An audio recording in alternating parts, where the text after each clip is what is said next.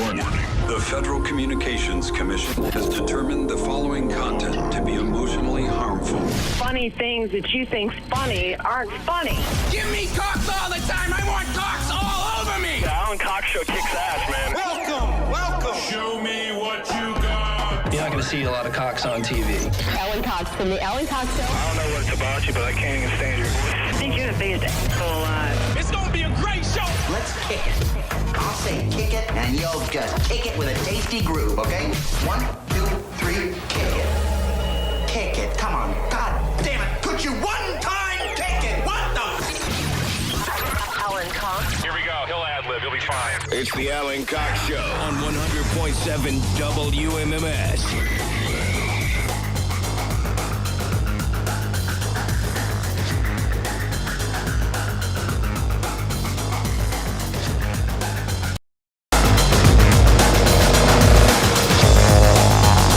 Hey, what's going on, gang? Good afternoon. Hi there. Greetings.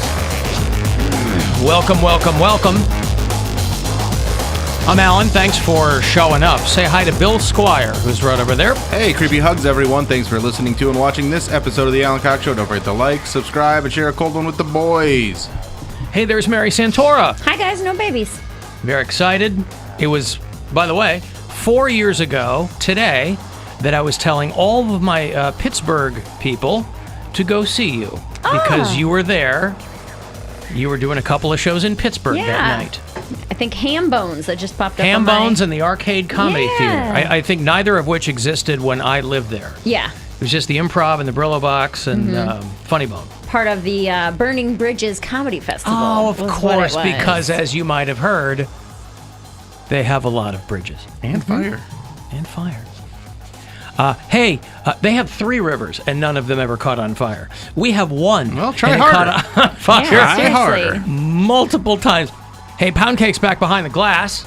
Afternoon, white people. Equally exciting day for Poundcake as we're coming back around to the new Poundcake Sports Break. You got it right. I'm proud Which of you. will be, thank you, I rehearsed it before the show. That'll be in the 5 o'clock hour. Our buddy Bobby Kelly is checking in today, too. We haven't talked to him in a minute. At least I haven't. I'm sure you guys talk to him more frequently, but he's going to be at Hilarities this weekend. I think the last time he was in here was when he gave Bill his bowl cut. Yes, he was here for the bowl cut, and then we had a show in Columbus. And then I got so sick that I couldn't even do radio or the show in Cleveland the next night. Wow. I was so sick. Think about what happened. You get some bad sushi?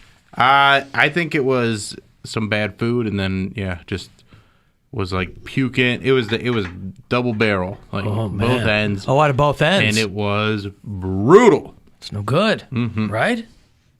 And if you'd like to join us, let's do that. 216-578-1007, 800-348-1007, 35192 if you want to send a text. Alan, devotion to accuracy. You guys were talking about Tiny Tim yesterday. Weird Al Yankovic is narrating a Tiny Tim documentary, and he was most famous for the song Tiptoe Through the Tulips. This person says that was actually a song from 1929. That was actually a cover song. Tiny Tim went through what consisted of the musical record at that point and thought, this is the song I want to do, something that you have to listen to on a Victrola if you want to hear the original version from a guy named Joe Durbin, 1929.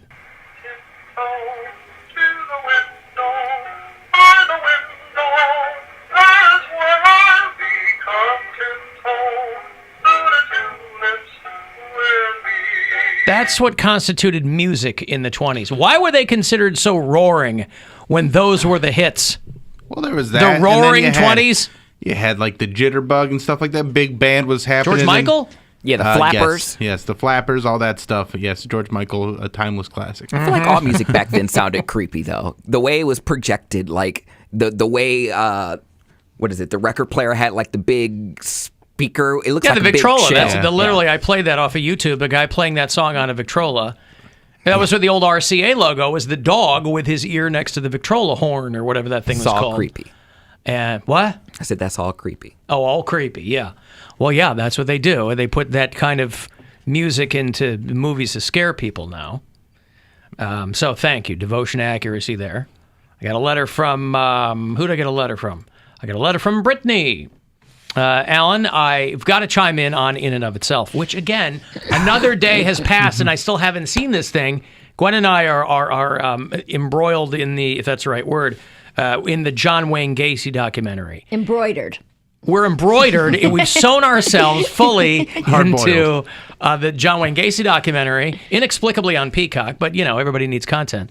And I don't like to start a new documentary until I've finished another one. I like bouncing around because I'm not that bright, so I get confused. And I go, oh, is this a guy with it? No, this is the serial killer one. This isn't. When did Tina Turner bury 32 young boys and men under her crawl space? So I can't be moving back and forth between documentaries. So why do you think The Time in the City was so hot?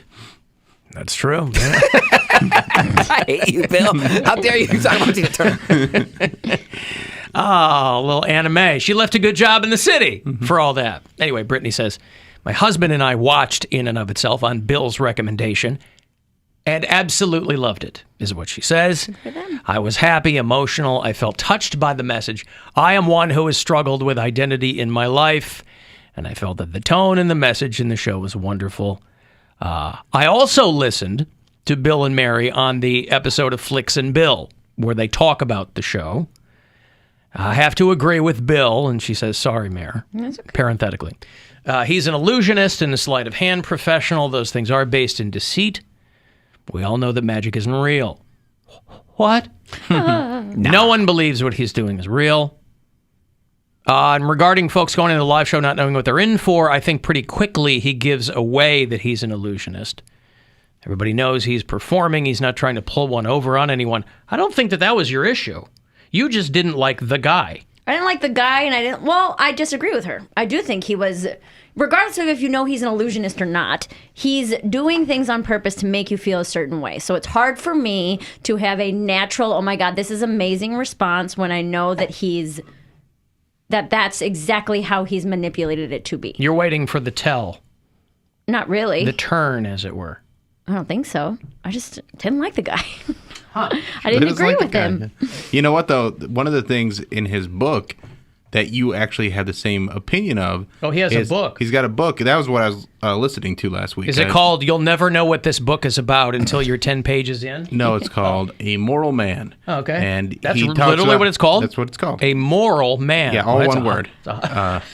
That's Emerald Man. That's Emerald Man. Are you sure it's not a moral man? A moral man. That's a high bar, boy. So he's got this. He goes to see this magician, and he's enjoying it. And then when the guy's doing his last trick, he gets really mad because he says he got this magician. This magician says he got this box from his dad, and his dad said he couldn't open it until he passed away. And he got very mad because he saw the same magician do the same trick on television. Like it was a tape that he watched, and it was like 20 years earlier, and it was the same box, same trick. But he's saying he got the box from like a holy man in Tibet, and he couldn't open it until the certain thing. And so it's like he felt deceived by the story, and like everybody else was fine with it, but he felt deceived by it. So maybe he's like you. Oh, maybe I see myself in him, and that's why I don't like it. Maybe you are also a moral man. Yeah, I might be. I'm a moral mare. Mm-hmm. A moral mare. You just cut a little bit off that lowercase n. You got your own book right there. Okay, good. Well, anyway, there you go. I've got a break. A couple of chances for you this afternoon to grab that $1,400. You can double your stimulus. We have keywords every few hours all day long for you a chance to grab that money. So 3:30 and 5:30 this afternoon will be your opportunities to do just that. 35192 if you want to text here in the break, and we'll be back. The Alan Cox Show on 100.7 double.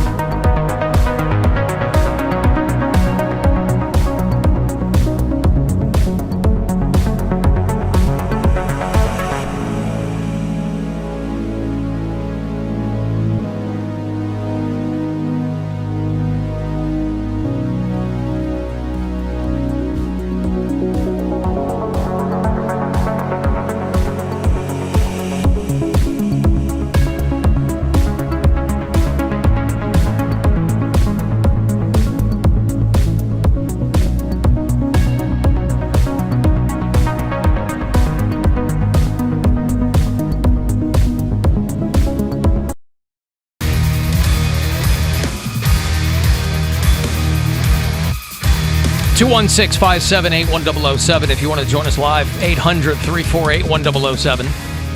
35192. Send me a text. AlanCoxShow.com. You can hit us up there. You can watch live. Listen on the iHeartRadio app if you're so inclined. And, Cavaliers. They are off tonight, but they are back downtown to play the 76ers. Joel Embiid, right? He's a current player. Yeah. Wow. What? It's 7 o'clock. Well, when you think I'm going to zig, I like to zig.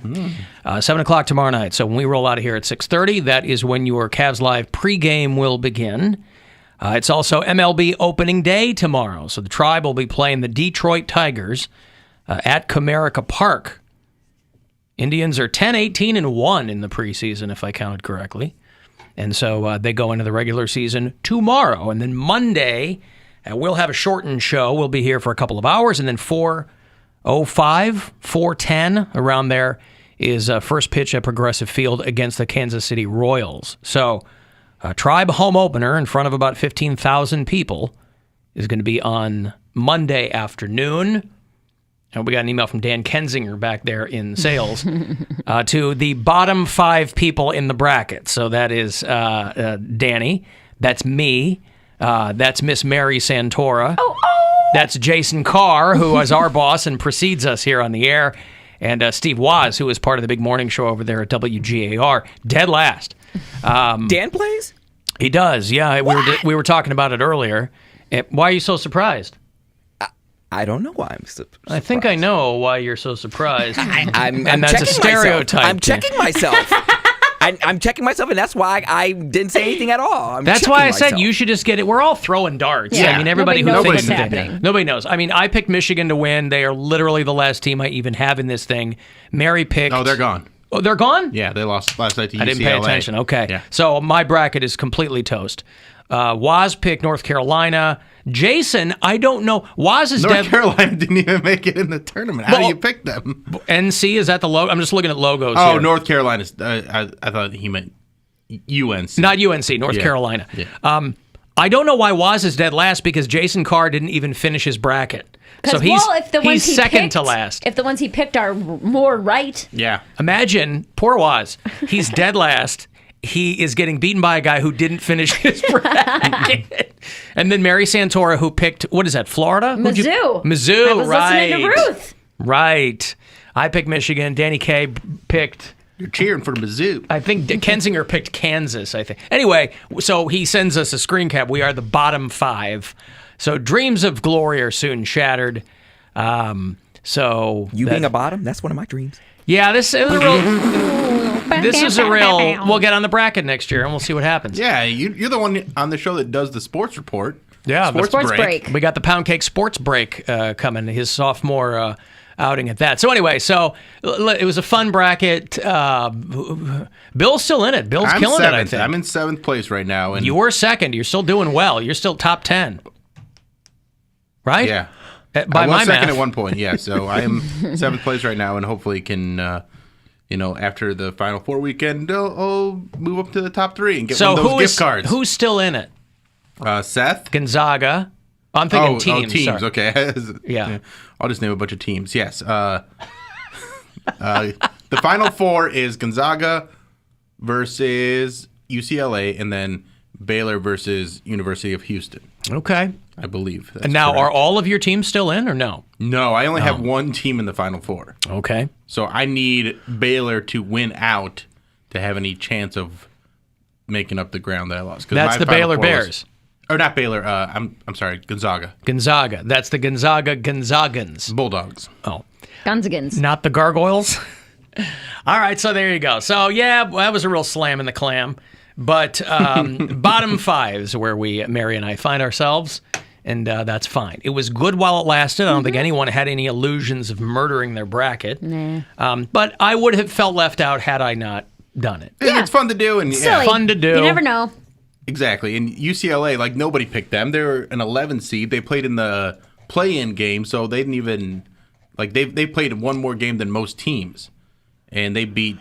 Like, that was a very close game against Michigan. I was watching that, and there was just a few shots that they were just a little bit off, completely missing it on one of them. But still, it was a close game. I like Juwan Howard. Like, I know everybody hates Michigan and Ohio, but I like Juwan Howard a lot. So he was part of the Fab Five, yeah? Yeah, he's part of the Fab Five, and I like. I've always liked Michigan basketball. Sure. Because of that Fab Five team. Yeah. Jalen Rose. Chris Webber. My wife would know. Juwan Howard. And the Christian Laettner. Nope. Who was the Fab Five? Who was the big white guy? Joanna Man. No, not Joanna Man. Not a white guy. She played First basketball. off, she did, but not a white guy. I didn't think there was a white guy in the Fab Five. I thought there was. No. Okay. Chris Webber, Jalen Rose. Where'd they go? Jimmy King and Austin Ray Jackson. Oh, okay. I thought they had a big white dude in there. Okay. Austin's Ray Jackson. I'm sorry. Okay. Do you see Michael Rappaport blowing Kevin Durant up? Yeah, and I don't on DMs. I don't think either of these guys are doing cool things right now. Well, I thought they were like boys or something. Michael Rappaport is one of these guys who like desperately wants to be hard. For some reason, and I don't, he's fine. People are going to stop hanging out with him because he said the same thing about if this is the same white guy that just hangs out with all the black guys and he wants to hang out with all the athletes, and he was talking about LeBron James saying that he dogged his kid or something like that. He very much wants to be like a Beastie Boy or something. No one wants to hang out with him anymore. Yeah, I don't know, but he's done documentaries about rappers and stuff. I think he's from Brooklyn, and he's always just been. I'm sure he is, but he very much does not want to be a pasty white guy. No. Who is he blowing up? Kevin Durant. Why is he screenshotting people? I thought that was kind of a lame move. I thought it was lame on both parts. Yeah, but anyway, so. Kevin Durant kind of issued kind of a lukewarm apology because he was responding to Michael Rappaport with all kinds of homophobic messages, calling him a sea sucker and sea guzzling bitch. I don't find that homophobic. That's stuff that I say to my friends. But you're gay. But I don't find that if a straight person says that, I don't find that homophobic. A lot of people would. That's not a homophobe. I think that's very. I know what you're saying. But you also understand. Gay but people. you also understand the current climate. But I don't, though, because that's ridiculous. When people talk about cancel culture, that's the stuff that I'm talking about. Because you can't even goof around with your friends and call them a sea sucker. Who hasn't done that? I haven't done that. Yeah, now, I'm not saying that puts me in any different. I'm just saying some people talk that way and some people do not. I never called my friends fags when I was a kid. Oh, my God. Now, listen. That's fine. I get it. I'm probably in the minority on that, if you're part of the pun.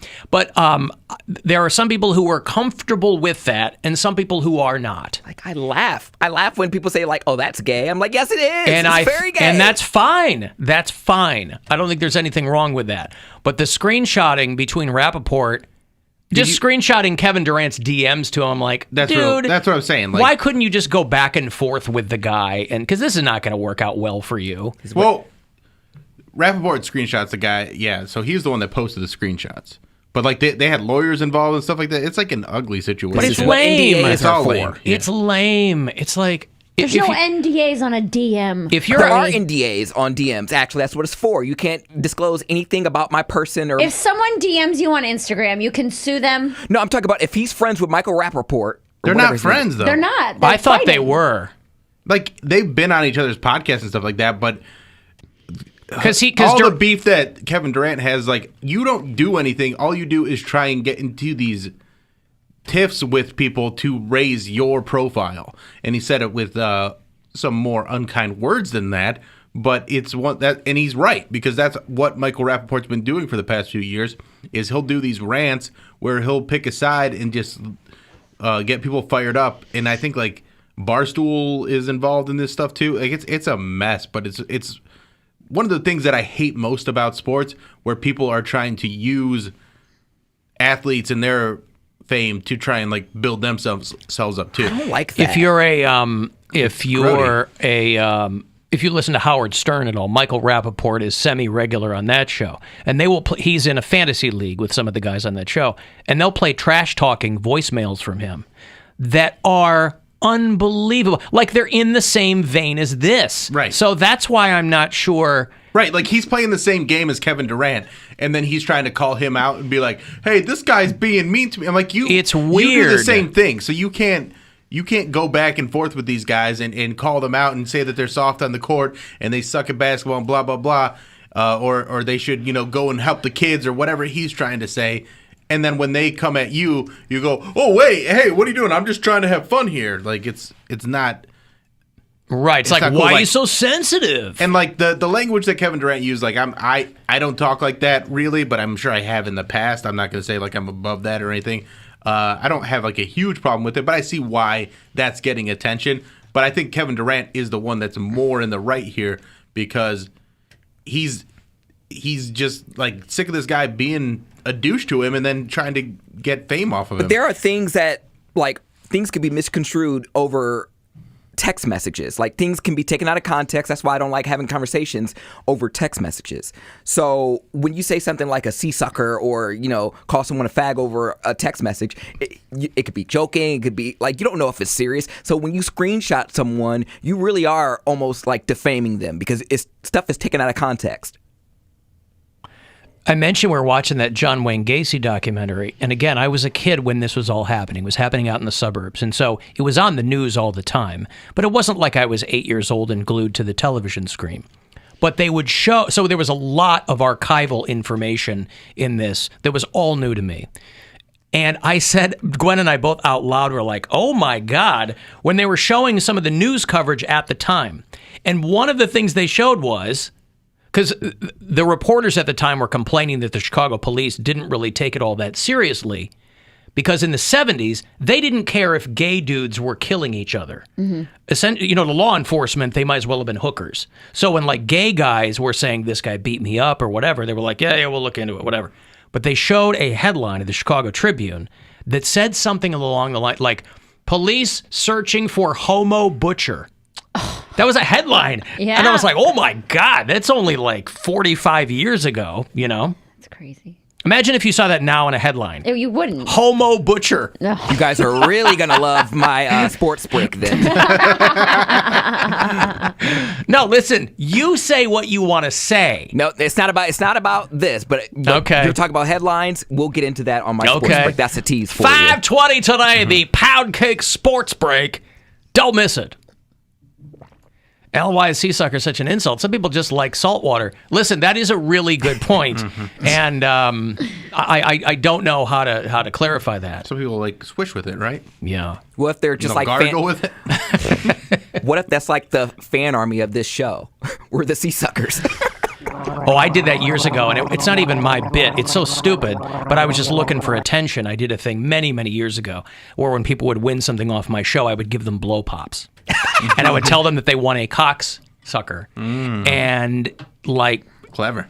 It's not at all. I'm embarrassed I did it. It's so lame. But it got people upset, and that's what you want, and blah, blah, blah. What you should do is say there that it's the devil sucker. And that gets people riled up too. It's you and the devil are collaborating on a sucker, and then they're devils. I don't know. I just know people get worked up about the devil. I could have been the precursor to Lil Nas X, is what you're saying. Alan, I'm 54, and me and my best friends from childhood all talk like that every day to each other. That's a dude. Again, I know a lot of people do. It's not homophobic though. Part of it is that I never had like a ton of guy friends. So I didn't have like that kind of thing. Room talk. But I don't even know. Maybe because I have older brothers, but like that is still. And again, my family's not the most progressive, but those like. That and gay and all that is still every day in my family. I mean, it's like... And I'm with Poundcake. I don't think that makes you a homophobe. You don't hate gay people? You're not afraid of gay people? Right. They're just like I said something cute that my boyfriend did. I sent him a picture. They got me roses, and my brother texts back. He's like, gay. And I'm like, that's how they use it. It's an ignorant mind trying to express itself. And my brother will call me up. He's like, what up, fag? I'm like, what do you want? He's like, I was just seeing what your faggot ass was doing. I'm like, okay. Yeah, I know. Your brother calls you that, though? Yes. Yeah.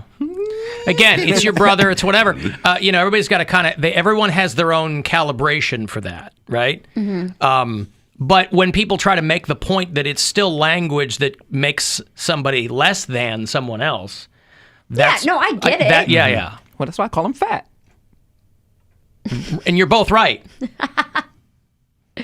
Except he can change his weight. You can't change being gay. Through the Lord's Prayer, he can. Yeah, that's true. If you really give yourself over. And years ago, you'll remember on the show, Poundcake was patting himself on the back for being born again. I don't know whatever came of that. He was celibate for a while. Well, he was doing a whole thing. Oh, God. I forgot all that stuff. Of course you did. Memes and stuff lately. You made a big deal out of it. Like, I've seen, like, you posting things like, let the Lord drive your ship or something. I don't know. Jesus, take the wheel. Something like that. You see what happened in Egypt, right? The Suez Canal. Yeah. And Lil Nas X is selling his shoes. We need the Lord. The Lord. We need Malort is what we need in here. Yummy. Oh, Lord. Gross.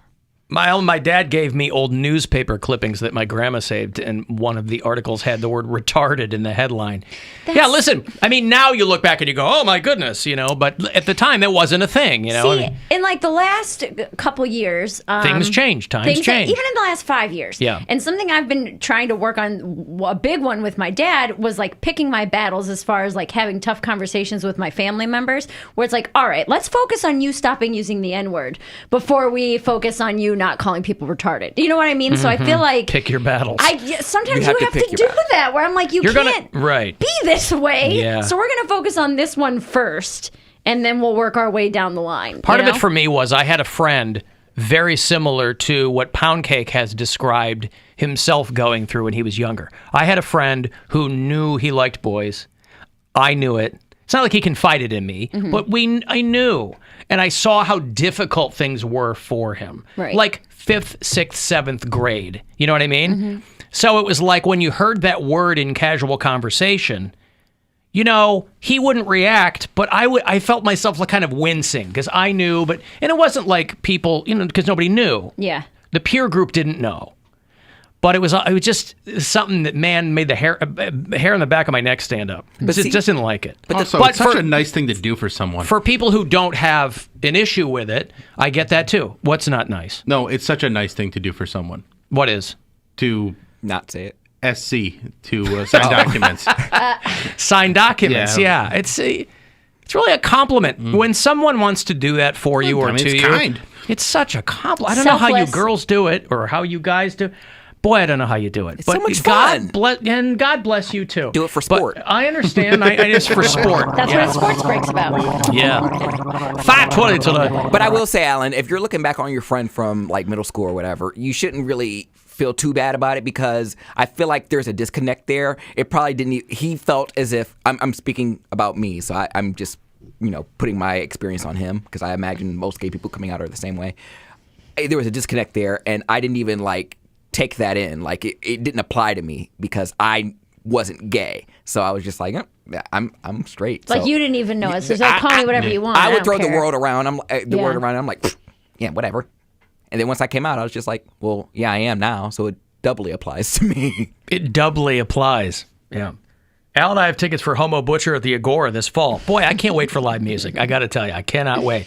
I think they're on that 3 Feet of Blood tour. So that's going to be a lot of fun.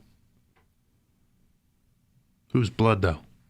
Whose blood? It better not be the devil's blood. Take your pick. Alan, you said Malord. I started dry heaving in my car. Oh, come on. Love Malord. It's like... No, you don't. I thought you did. No, that was I had a Erica. bottle. Oh, right. Never had any. It's not a go-to, but Nobody likes Malort. I don't have the aversion to it that other people do. You can take a shot of that, but you dry heave that ranch. And butter, yeah. I don't like ranch and butter. It's a consistency thing. It's not. I don't like the flavor of it. Consistency. My 5. Trying to give you an out here, buddy. Thank you. Consistency is that he finds them both disgusting. That's right. There's my consistency. Alan, do you guys use the word gypped? Not really. No, it doesn't really come up. Is that not an okay word? It comes from gypsy. It's like Jewing someone down. I mean, everybody knows they go, oh my God. But gyp comes from gypsies. Oh, I did not know that. And, yeah. This is what I'm saying. And I'm going to attribute a lot of it to this show. Just because, and getting into comedy. Since I started comedy and hanging, I never really hung out with anybody who was liberal before that. I mean, I grew up very religious. Everyone that I kind of knew was some sort of Republican, or at least leaned right. Same with me. Through college, through everything, I didn't really start meeting like anybody liberal until I started doing stand-up. And words like that I'm now 31 learning that isn't necessarily okay to use, where I've like, yep, I probably use that this week. People love to throw the phrase "ignorance is no excuse" around. Like, I had no But idea. it is. I think it's a little bit of an excuse. If you don't know, you don't know. Right. Once you know, then Sarah Right. Silverman does a podcast, and she was talking earlier in the week about how her friend was like, oh my God, now they're not even going to be able to say master bedroom in these houses and things because of blah, blah, blah. And she's like, so what? Yeah. So just say big bedroom, whatever. Yeah. Who cares, right? They're like, making a big deal out of it is And also, is I don't the feel issue. like Like, who cares? Call it make the the big adjustment. bedroom. Yeah. Whatever. main bedroom. There you go. Main bedroom. I was in a lecture hall in college, and I was talking to one of my friends, and I called her rack shit. I was like, oh my gosh, you are so rack shit. And my professor heard me. She's like, you shouldn't use that word. I was like, why? He was like, or she was like, you're calling her a wench or a wretched. And I'm like, that bitch is a wench, and she is a wretched. So I was like, I don't see what I did wrong. It's pretty accurate. I think I nailed it. And then so she like stopped herself, Yeah. and she was like, okay. She was pretty much looking at me as a lost cause. But I was like, yeah, what's your point? It is an old-timey phrase. And it How applies dare you? I now. used the word the right way. So it was right then. Okay. I was like, ratchet isn't slang. It's a real word. That's right. So I Well, also ratchet is slang, but it's... Yeah. I mean, I think she thought you were saying something else. Right. Can I still say Gorilla Grip Coochie? Is that cool? I'm hearing this for the first time. All right. Is it like Gorilla Glue? No, it's like that gorilla grip. A gorilla's fist. Yeah, a they can- gorilla is so strong, it just grip you. I was thinking they put Gorilla Glue in it and you get stuck. Don't do that. Don't do that. It's That's got to not have the good, Lou? release. If it doesn't have the release, then it's not good. Like, just being stuck to it is not good. You want the grip and then the release. Man, I've been doing it wrong. Yeah, well. Or have you? As long as there's no glue in there, you've been doing it right. All right, I got a break. You want to get a text in 35192. You can listen anywhere on the iHeartRadio app. This is your 1400.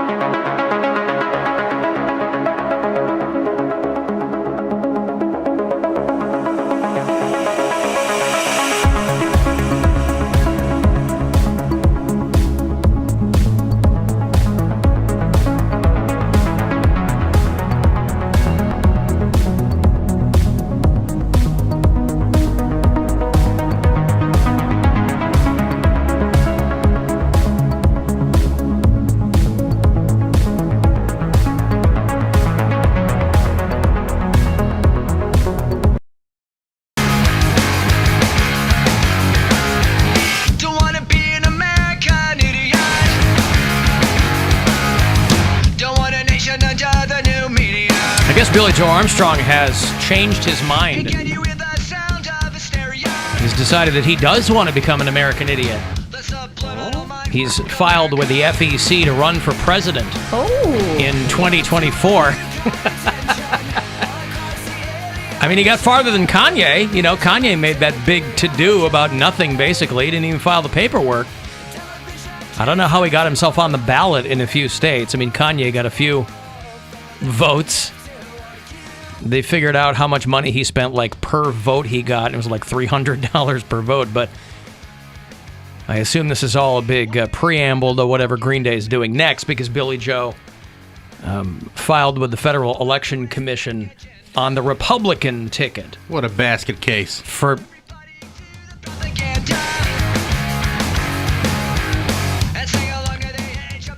2024. Sounds like a bunch of dookie to me.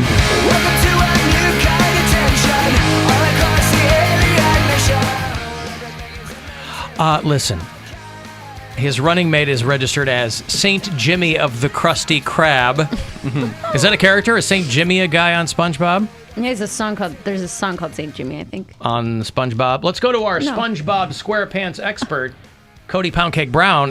What references Saint Jimmy to SpongeBob SquarePants? I've got nothing. I've never heard of Saint Jimmy. No, that's a song on American Idiot. I'm almost sure. Oh, is that true? I think so. Oh, okay. Yeah. So anyway, the rest of the guys in the band are listed as the principal campaign committee.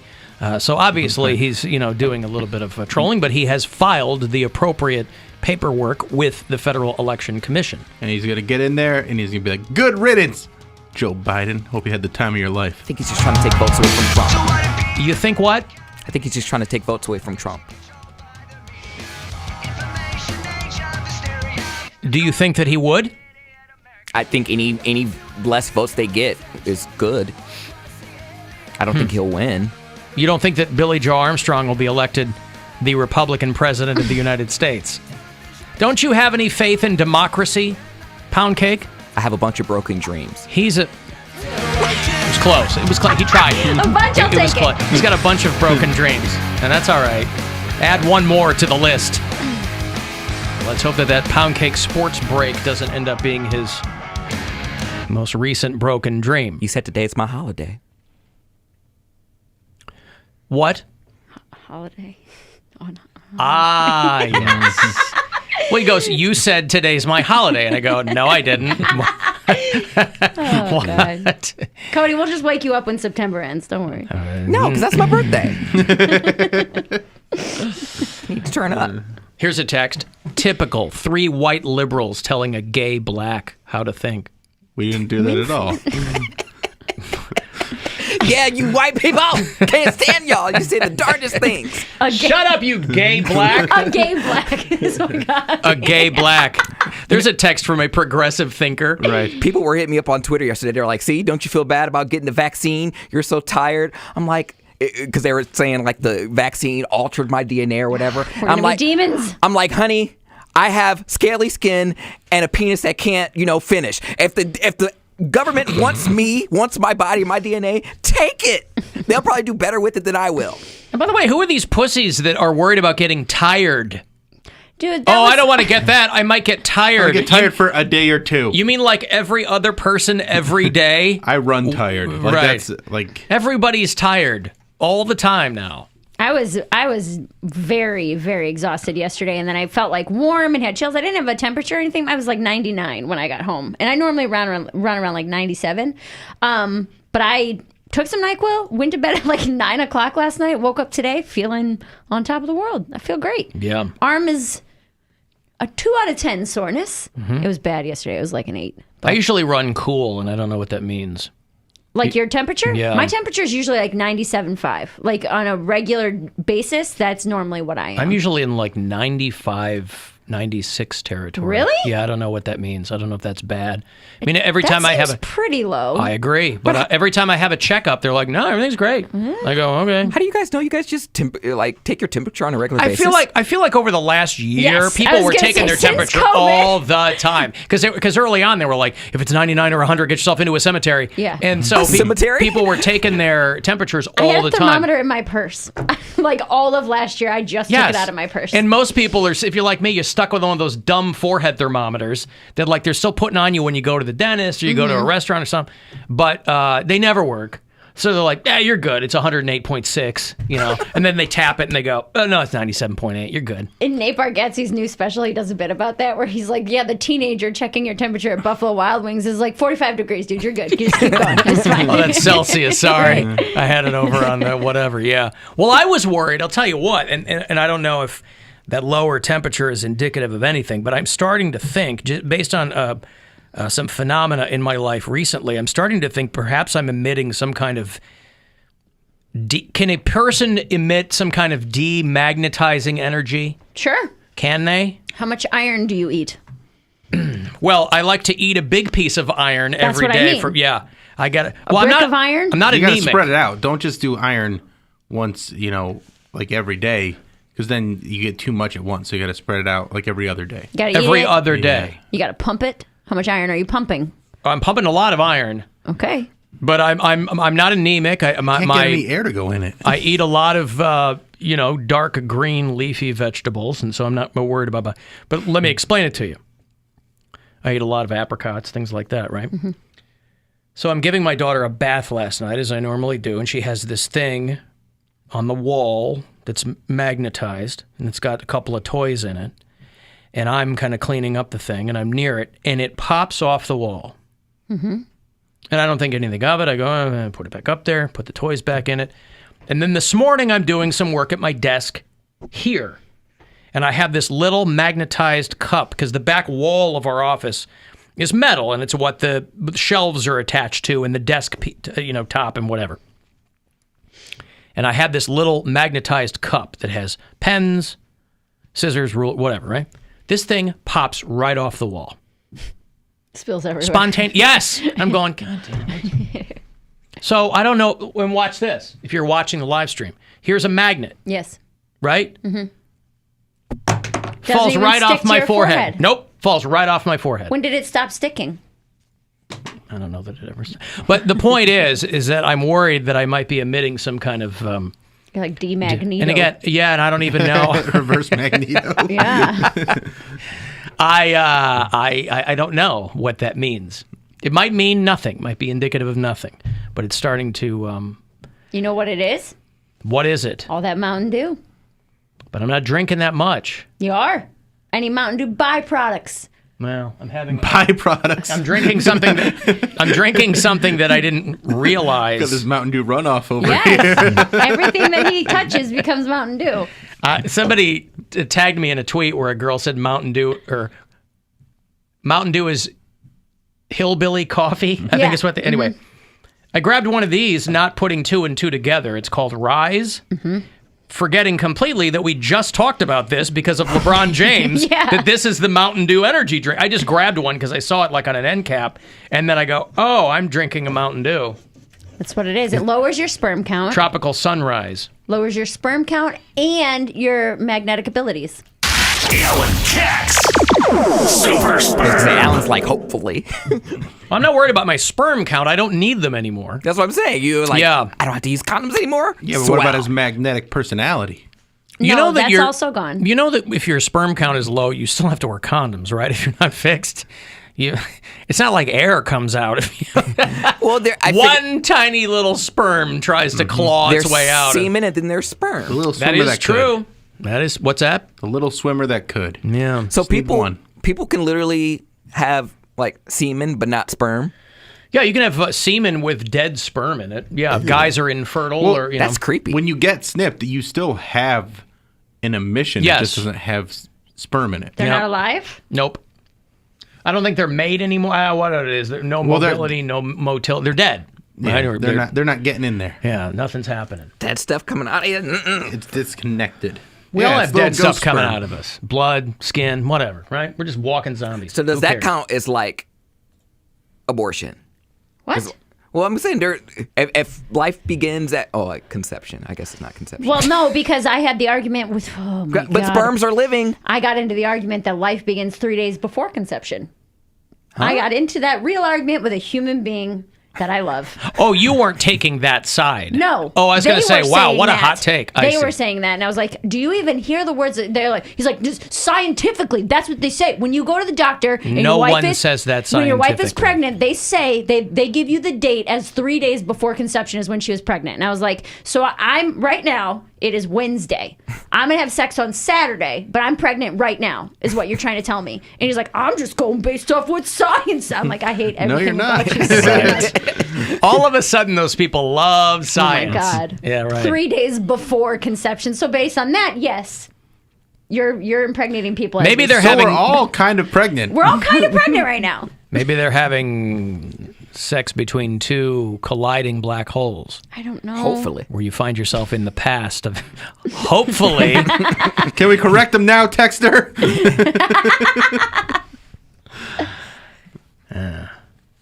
Alan Cox Show After Hours line. You can always hit us up there. It is 216-986-8903. Hi, Alan. Love the show. Hey, you guys were talking about the birds that were getting nailed in the ballparks on yesterday's show and previous shows. And it's funny because I now live in Virginia, and they were talking about a story that happened in 1999 when Busch Gardens of Williamsburg opened a roller coaster, and they brought in Fabio for the inaugural ride. And what happened was when he was up there, he got nailed by a goose in the face. So there's video of him coming back to the station with blood all over his face, and the girls around him are smiling and giggling. And even better is there's an interview that you can also find where he does after, and he talks about how dangerous this ride is, and it needs to be shut down. It wasn't a freak accident, and it's just really funny. I think you guys would like the story. Take care. Have you ever seen that photo of Fabio with the bloody nose? I pulled it up right now, and it is pretty funny. This happened 22 years ago yesterday. Oh, wow. The day that Fabio got goosed at Busch Gardens. He was doing a promotion. He's surrounded by these women dressed as goddesses, white toga dresses that are like spattered with blood. He's got a bloody face. Fabio was so attractive at the time that even geese couldn't stay away from his face. There's a video, and it cuts to him like going down, but it's from like you can't really see what's happening. And then he pulls into the station, and he's just covered in blood, and he's just wow. I took a goose to the face. Yeah, the Busch Gardens roller coaster. It was March 30th, 1999. And it was not because a lot of the newspapers ran it on April Fool's Day. A lot of people thought that it was a hoax. It was not. It was a new roller coaster at Busch Gardens called Apollo's Chariot. And because Fabio had that look of like a Greek god, right? He had the long hair, and they set it all up. These girls are dressed like, Roman goddesses or whatever. The women behind him all have blood on their face because I guess the goose bounced off of him, went into the... So the girls on either... And it's spraying. Yeah, the girls on either side of him are like, oh my God, are you okay? The girls behind him look terrified. Fabio was on the cover of a lot of romance novels, and yes. When I was a kid, my mom used to go to CVS to go pick up, I think back in the day it was called Revco. She used to go pick up her prescription, and so while she was picking up her prescription, I would go over to like the novel section and go look at a Fabio book and just like, wow, I'm gay. I like... oh my God. Well, he's a good-looking guy. Well, we probably all body. said that at one time. I didn't care for the long hair. I like where he did, as famous as he was at one time, he was basically best known for the I can't believe it's not butter commercials. Yep. He'd be like, I can't believe it's not butter. Like, that's not going to make me want to buy that. Fabio Lanzoni was the guy. He's in his mid-60s now probably. But yeah, at the time, he took that goose to the face. And he was not pleased. Because listen, that's your moneymaker. Some dumb bird gets in, Randy Johnson, he explodes a bird in the middle of a pitch. Who cares? Makes for some interesting video. But if you're a guy making your living off of your face, and he did have kind of a tiny head for his body, I guess. I mean, his body was so big, but I mean, Well, I think that's why he had all the hair. And he also had he had big features. So like his nose is pretty big, and I feel like the goose couldn't miss it. Yeah, right. But like was he tall? Yes. He's got to be. Look at him. Probably still is. I don't know. Is he still alive? Yeah, he is. He's 62 years old. Yes, he's still alive. Speaking of a bloody face, we just talked about him yesterday. Our boy Chet Hanks. This guy, I hope Chet Hanks is okay. I mean, he's out looking for himself. He's trying to figure out his place in the world. He's got famous parents. Let me guess, he has a black girlfriend. Well, he does have a black... Well, he's got a kid with his former partner who's a black girl, and apparently they got into it at his house. He's got a place outside Dallas, I think. Big house. And this happened in January, but I guess the video's out now on TMZ of his girlfriend hitting him in the face with a pot. They were arguing. He said that she hit him with a knife, and he's bleeding from his... But you can hear at the beginning, because he's filming, you can hear the rustling because she leans over and like hits him with a pot in the head, and then he accuses her of stabbing him with a knife, and everybody else in the house is like, nah, that's not what she did. But I hope that he's okay. I hope that he figures out, hot on the heels of this white boy summer nonsense. Which, by the way, he picked the worst possible font for this merch he's throwing out there. I know. Looks like the Wehrmacht or something, the white boy summer! That's not the vibe you're going for. But Chet Hanks, the video... Only time that Comic Sans is a better choice. Yeah, or Wingdings or something. Chet all bloody. You're threatening me with You hear the pot? Yeah. She drops it. This just attacked me with a knife. No, I didn't. Did I attack you with a knife? John, This pull your bitch just phone out. attacked me with a knife. Did I attack you with a knife? No, not at all. You pushed me. Wow. You pushed me. Now you're trying to flip the story. Yes, okay. Wow. When I'm done with your ass. Wow. When I'm done with you. She just attacked me with a knife. You better get out my face. She's mad because I caught her stealing my money, taking my credit cards and charging her rent to them. So, yeah, I think that's the girl he's got a kid with. Her name's Kiana Parker. It's his former partner now. But she got a restraining order against him saying he was roughing her up a couple years ago and, whatever. So, boy, these two crazy kids. Where do you live that you can pay your rent with a credit card? You can probably do that online. Sure. Like set it up to automatically come out every month, right? Get those Yeah. points. Again, it's that's why it drives you crazy if you live somewhere and rent where you still have to mail them checks. Hello. You're like, guys, Yeah, right. websites have been around now for 100 years and they're not hard to set up a pay website. Bozo's at my door, 6 a.m. Hey, that's going to be tomorrow morning. Is it tomorrow? Yeah. Tomorrow's This is what I'm talking about. Wake up, bitch! No, here's the problem because I brought all my stuff. I'm staying in my boyfriend's house tonight, and I did not write a rent check. So he's going to be there. I'm going to get a phone call. And He be said, like, I heard "I'm it on was my white way. boy summer! I'm on my way home, Bozo." Hey, it's the white the bus summer! How am I supposed to be fly without my rent? Wow, Right. You hitting me in the face with a pot! Get your money, boo-boo. I'm gonna have to go home to do that beforehand because it's. I mean, and I get it. It's the first of the month. I totally understand, but it is incessant. Like knock on the door, phone call if you're not home. Like, where are you? Bring it down. I'm like, I need my money on time. And I know, and I've said before that I don't know why I can't get it in my head that every first of them just pay the freaking rent. You can't pay Dirty. it before? You can't do it the day before? Well, I should have done it today, and I didn't. I forgot. So I brought all my stuff, and I didn't plan on going home after work. This is what you get for premarital sex, Oh, I Mary. apologize. I'm pregnant right now. This is what you get for fornicating.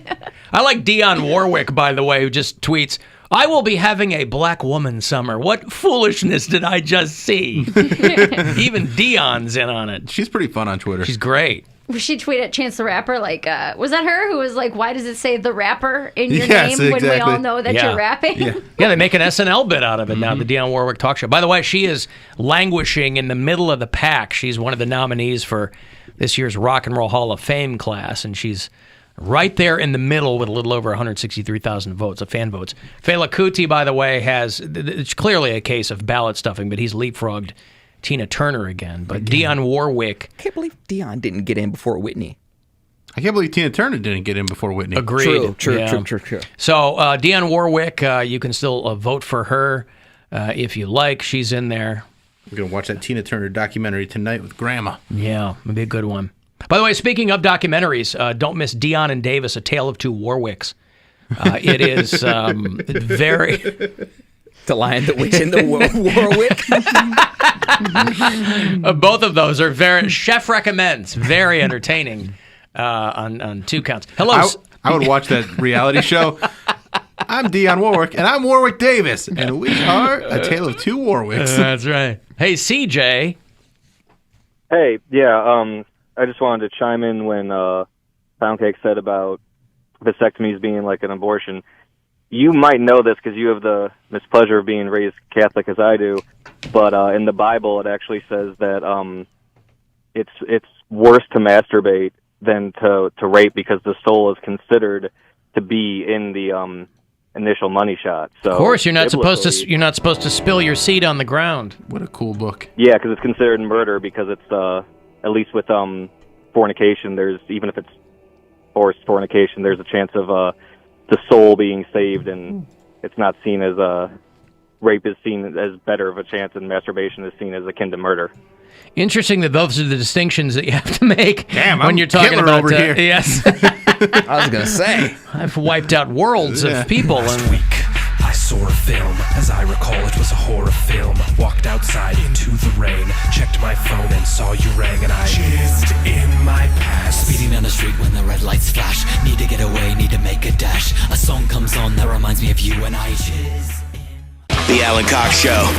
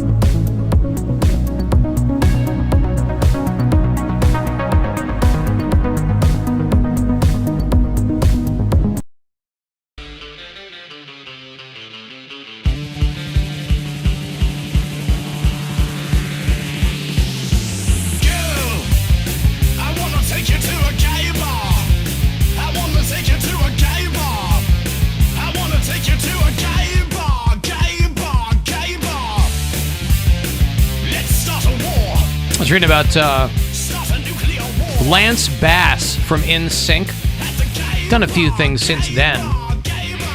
He is devoting a lot of his financial resources to building America's biggest gay bar in West Hollywood. That's where our friend Ryan Dalton lives in. You know, they call it WeHo. Yeah. Out there. There's some big area. It's going to be the largest Alphabet Soup nightclub in America at the site of a former bar. I would think that he would want to put his resources toward like existing bars that were really hammered in the pandemic or something. No, he makes his own money. Bar. Well, you'd still make your own money, but I mean, you'd be a part owner in those establishments. That's how I was thinking about it. No? Sinking ships, you don't want to go down with those. No, but they were doing all... He doesn't know that this is going to be any successful. The You know, biggest gay bar in the world is going to be the best. in America. In America. I don't know what the biggest one in the world is. It's that one in Berlin where the guy got like a globe stuck in his butt. Oh, that's I guarantee a guy did not get a globe stuck there. We read it on this Then it must show. be true. I'm sure we did. I'm just saying, I'm sure we read it tongue-in-cheek, if you will. It was a glass globe. He got it stuck It's in not there. a full-size globe, more like a snow globe. I don't know, No, a but full-size but it broke. I can only see the tip of South America, and we really want to be able to see Alaska. I have a really good name for a gay bar in Germany, but I can't say it on the radio. Oh. It broke, and then all the shards and stuff were in there. And Oh. yeah, it was a straight guy that would just happen to be there because he said it was the coolest gay club in town. He just happened to be there. Yeah, Just that's like happened we talked about it on Doc, the show. I was naked gardening and I fell on my rake. He documented his experience there. He was like, I'm never ever going back. Mm-hmm.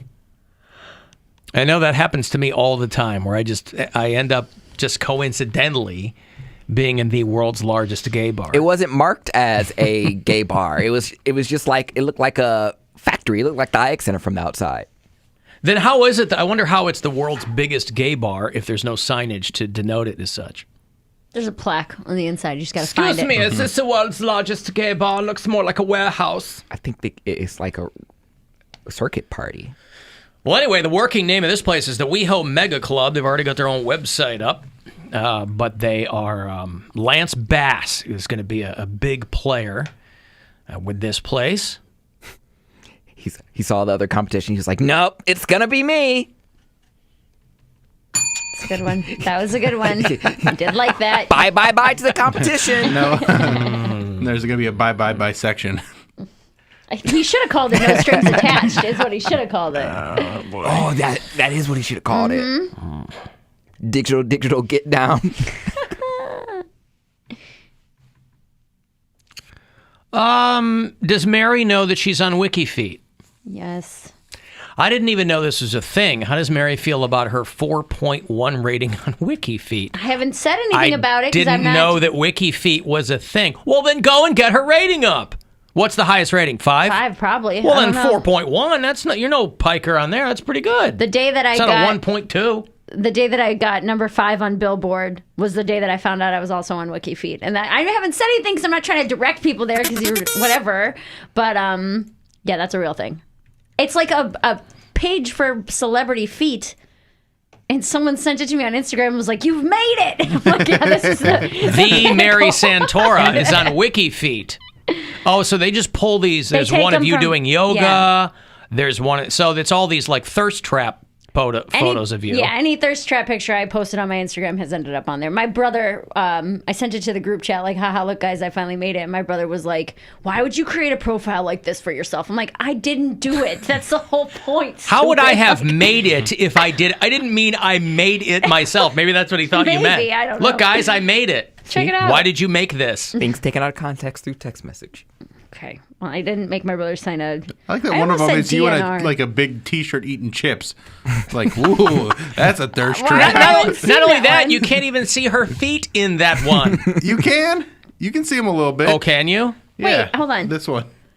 Oh, yeah, that is from... the full size. Do you know Yeah, what that actually was? That was from... the Corona Cruise that day. I woke up super hungover and I was eating those chips and I was like pre-gaming for the Corona Cruise later or something because they were like hint of lime and I was like, I don't know. But that's from a couple years ago. So you're at a 4.1 with 12 total votes. Shoe size not set is what it says. What's your shoe size? I'm not. Why does it matter? Because this is Wiki Feet. You're on it now. You can't go turning back time. You're on it. 6.5. Big gargantuan. Men's or women's? Men's. Oh, tiny feet. Women's. Well, you've got a 4 out of 5 star rating. Nice feet. You rated. I'm going to rate you 5 stars. Thanks, Alan. Oh, I'm not logged in. You got to log in. You got to start an account. One person said, wow, there's a lot more than when the first day it was sent to me, there was only like 3 pictures on there. And now there's a bunch. A lot. Yes. Oh my God, there's people commenting. Say what? You're a new foot celebrity. Superior feet, better than most, ranked higher, but I have her feet at 4 stars, as I think too many are ranked at 5. See, here's the thing. This obviously a fan put these photos on there, but now you are in the world of people who take this deadly seriously. Yeah. Super foot fetishists who are way into this. Well, that's what he goes on to say, or she goes on to say. 4 stars are for superior feet, and I reserve 5 for outlandishly surprising, unusually special, flawless feet. Now, I will say this. I'm a little bummed out because it looks like it's exclusively pictures of women, which would lead me to believe, Bill, that there's something pervy going on here. What? For a man, I have beautiful feet. Can I put my photos up there of my feet? Every one of these I'm looking at see if are Alan women. Cox is on there. Nope. Women. Only 1 comment, so okay. That's okay, though. That's sexist. It's borderline One comment. pervy. Gotta check it again tomorrow now that people know about it. Yeah, right. And it just came yesterday, the comment. 327. Well, anyway, congratulations. Thank you. Mary's on Wiki Feet, Appreciate which again, it. I Should was use today that? years old when I found out that was even a thing because a couple people texted me. Usually they start up Twitters or Instagrams of like people's feet. So, yeah, congratulations. Thanks, man. Appreciate it. It's been a long, hard road to get here, and I took the road less traveled. Put those And it feet shows on in those display. feet. Yeah, you found your path. You've walked your journey has taken you One step at a time, you know. all the way to Wiki Feet. Yeah, that's right. Well, you think you had a bad day in the stock market. I was reading about this dude in China who worked at a steel factory, and he lost some money in the stock market. 33 years old. He lost $9,100 in stock trading. I don't know if this was all the money he had. I didn't know if he put his chips all the way in or whatever. But this guy this is his name, Wang Long. He'd been working at Baotou Steel in Inner Mongolia. I'll tell you what, that Inner Mongolian steel you cannot F with. That Outer Mongolian steel, you kind of give it a little bit of a stink eye and you go, I don't know about this. But that Inner Mongolian steel, wow. I'm an outer guy. What can I say? Top notch. Yeah, but it's for a casual steel guy like me, the outer stuff gets the job done. Which is the one with the barbecue? Is that Inner Mongolian barbecue or Outer Mongolian barbecue? It's hard to tell. Depends on the location. Sometimes they Yeah. have a patio. Oh, got it. Anyway, this guy's 33 years old. He lost $9,100 in stock trading, and he went missing during his night shift. They didn't know what happened to him. And then they found him on surveillance footage. He threw his helmet and his gloves into the molten pot, and then he jumped in himself. Oh my God! They don't mess around. I'll tell you what. And I mean this with all due respect to people overseas in primarily China, Japan, Korea. Those people have turned suicide into an art form. They have, from seppuku and harakiri and all that stuff, boy, it's so steeped in tradition.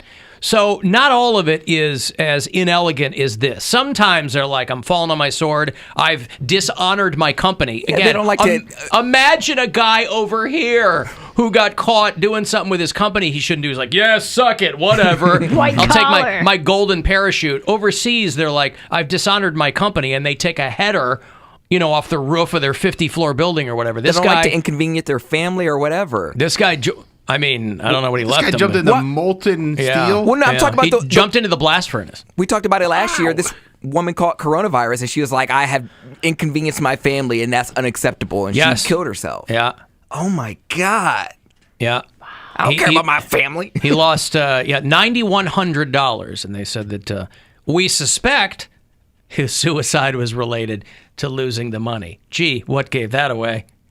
I mean, the guy over here, he lost a bunch of money in stocks, and it was like $300,000 on that app. Yeah, but still, $9,000. I mean, but if that's all you have, or if that money was for something And else, $9,000 is probably a lot more in their dollars. 60,000 yen. Yeah. Okay, I've got to give you some money. There's one comma in this. It's $1,400. It's a chance for you to double your stimulus. You get a handful of chances every day to do this. So make this count. Good luck. The Buzzard has your chance to win $1,400 now. Double your stimulus. Text the nationwide keyword money to 200-200. You'll get a confirmation text and info. Standard data and message rates apply in this nationwide contest. That's money to 200-200. Good luck from 100.7 WMMS. Buzzard Radio.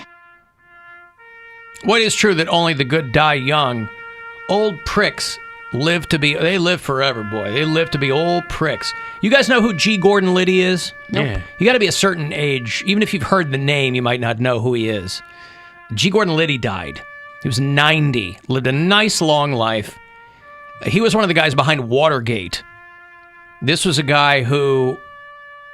He did talk radio for a long time. That's how a lot of people knew him. Because political villain turned talk radio host, right? This is the way. He wasn't alone in that. But this is a guy who was like in law enforcement. He was an FBI agent in the 50s, and he was in the Army, and he was a smart guy. Went to school, and then he got mixed up with Nixon, and he was one of the guys that was part of the Watergate break-in. He joined the Committee to Re-elect the President. I have to assume they know that acronym is CREEP.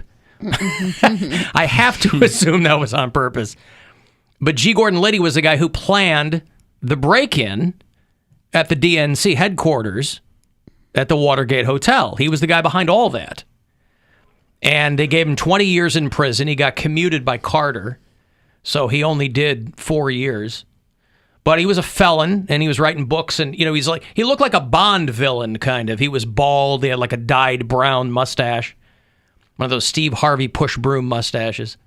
And you'd see him pop up in shows or whatever, and he did talk radio for a long, long time. But he was kind of a professional scumbag, and he lived till 90.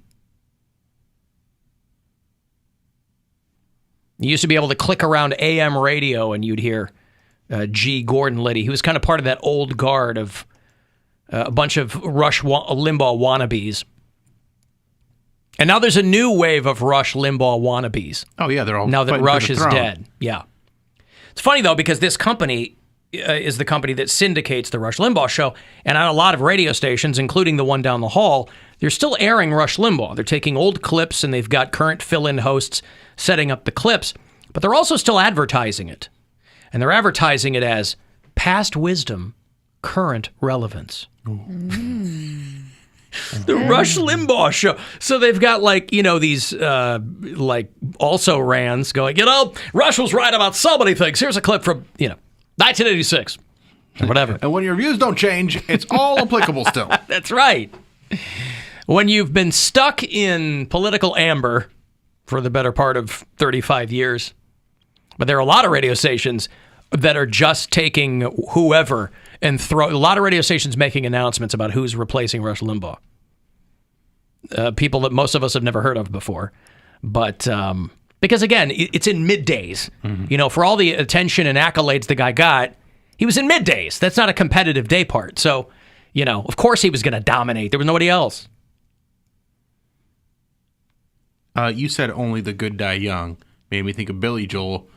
I just recently started following his daughter, Alexa Ray Joel, on Instagram. She got her dad's good looks. Yeah, that's what I was going to say. I'm like, No, I think she's gorgeous. She got Oh, you think so? She looks too much like her dad to me. But she got an interesting combination of her dad and her mom. So she kind of has her dad's kind of like sunken eyes. Yeah, I think she's lovely. What's her name?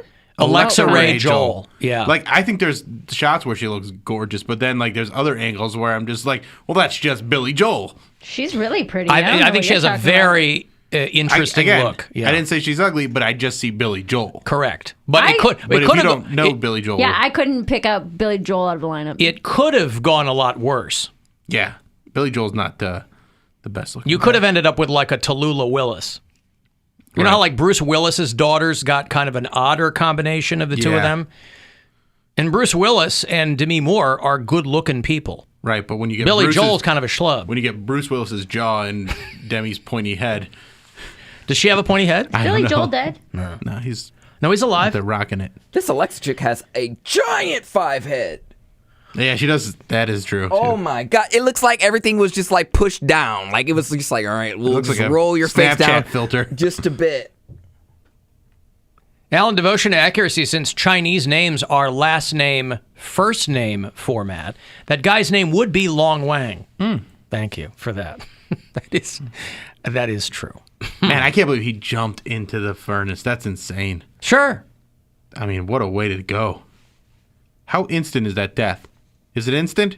It's hot. I hope that you burn to death. Yeah, but like, but you don't die immediately. No, a couple minutes. You're not lasting longer than a few minutes in those temperatures. I hope he does the T2 slow sink with the thumbs up at the end when he's in the smelter for a little Eddie Furlong. That's what you got to do if you're doing that. But man, yeah, that's so brutal. That's right. Brinkley is just, I cannot believe she's like, what, 60, 70? Yeah, she looks great. Oh my God. And like minimum work done. Minimal, I think. Is she the one that played Jerry Gergich's wife on Parks and Rec? I don't. What's her name? I don't know. Christy Brinkley. I think so.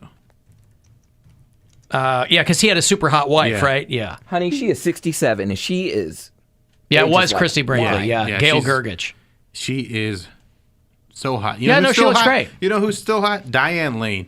We're talking about I did in Justice League. In Justice League, I love Diane Lane. Unfaithful. I'll never forget that. That was a part of my childhood. He loves Unfaithful, boy. That was like the first sex scene I've ever seen, and I like wore that tape out. My mom never could watch Unfaithful again because she's like, "What's wrong with this tape?" I'm like, she gets that scene and like she's like, "What's with tracking?" It always gets fuzzy right when you get close to that scene. 30 seconds before and 30 seconds after. Yeah, she was married to Josh Brolin for a long time. Yeah, Diane Lane's lovely. She's married to Christopher Lambert too. Remember him from Highlander? Yeah, she was married to him. He played Raiden in Mortal Kombat. There you go. Diane Lane, 56. She's still a decade behind Christy Brinkley, though. Christy Brinkley's pushing 70. Damn, she's fine. Yeah, she looks great. And so, Billy Joel, God bless him. I mean, he's kind of a schlub, but super talented. And, it's an attractive thing. That's what the power of music. Power of music. You can sing and you can write songs and play piano or guitar or whatever. The world is your oyster. Indeed. Because Christy Brinkley's also like 6 inches taller than him. I hate when people mark their height as 5'9.5". Not real. What do you mean? It's not real. Anyone who says they're 5'9" is 5'7". But it literally says 5'9.5". But 5'9" is already short. Yeah, I know. Why wouldn't you just say? Or 5'10". I don't believe any guy is between anybody who says they're 5'9". You think they're 5'7" or 6 feet? Yes. Oh really? Oh okay. Yeah. Because I'm just shy of 6 feet. What's 177 centimeters? Because that's simply no way to know. Alan, I went to school with an odd-looking dude. His sister is his spitting image, and she's a total babe. It's a real mind-bender. Listen, I've told the story of a girl I went to. One of the first girlfriends I ever had was this, we're talking like 8th grade, freshman year maybe. Gorgeous. I was just head over heels for this girl, and couldn't believe she wanted anything to do with me. And I remember going to meet her family for the first time. And her mom and her dad and her sister should have had bags over their heads. And I was like, oh my God, like her sister looked like what you would have gotten with those parents. Yeah. But with her, sometimes you just the right things mix up. I'm like, is it going to be rude when I have conversations with your parents, but I have to talk with them behind me because I can't look in that? It's like literally bending the light around. Yeah, so it's weird. Little unicorn. What's really upsetting is when the parent looks better than the daughter. When you have two hot parents and then you look at their kid and you're like, how? How did that even happen? I feel like that's more rare. Like when you have two hot parents, I feel like the kid comes out usually good, usually good looking. But that's what we're talking about with Bruce Willis and Demi Moore. I don't think Bruce Willis is that attractive. He's pretty hot. No, I think he's a good looking dude. Okay. He's got a I don't like perfect bald skull. guys. but Perfect he's skull. pretty hot. Yeah, but if you had that head, Perfect you'd skull. he does. You know, people I are don't mad. care what. I don't not like bald dudes because of their skull shape. No, but I'm saying if you're going to shave your head, you better have a great head. But you don't know until you shave it. True. That's the Yeah, okay. When I think of hot parents having hot kids, I think of like Kelly Ripa and Mark Consuelos. All their kids are attractive. Yes. They like their son looks just like Mark Consuelos. I'm like, oh my goodness. Yeah, you had to wait for that daughter to turn 18 before you could really. And Mark was Mark used to be a stripper too. They don't talk about that. There's a girl from my high school who was like the hottest girl. She was just really sweet and always had like a nice body and was just perfect. And then I met up with her a couple of years ago. She came to a show at Hilarities and introduced me to her husband, who is like this personal trainer, beautiful face. I'm like, God, look at this couple. Yeah. And then like a year ago they had a baby, and I'm like, this is a model baby. I have never seen a more beautiful baby. And it's just, those couples that It's like they have it all. The baby has like prominent cheekbones. Like Yes. babies don't have that. What is You're supposed to have dimples. You're supposed to have like a fat rubber face. I have a chiseled jawline. Extra long At lashes. 18 months old. Got a full set of teeth. And Babies don't have abs. Why do you have abs, baby? Right. 6-pack baby. Yeah. Alan, I'm just shy of 5'3". Well, no wonder you're so shy.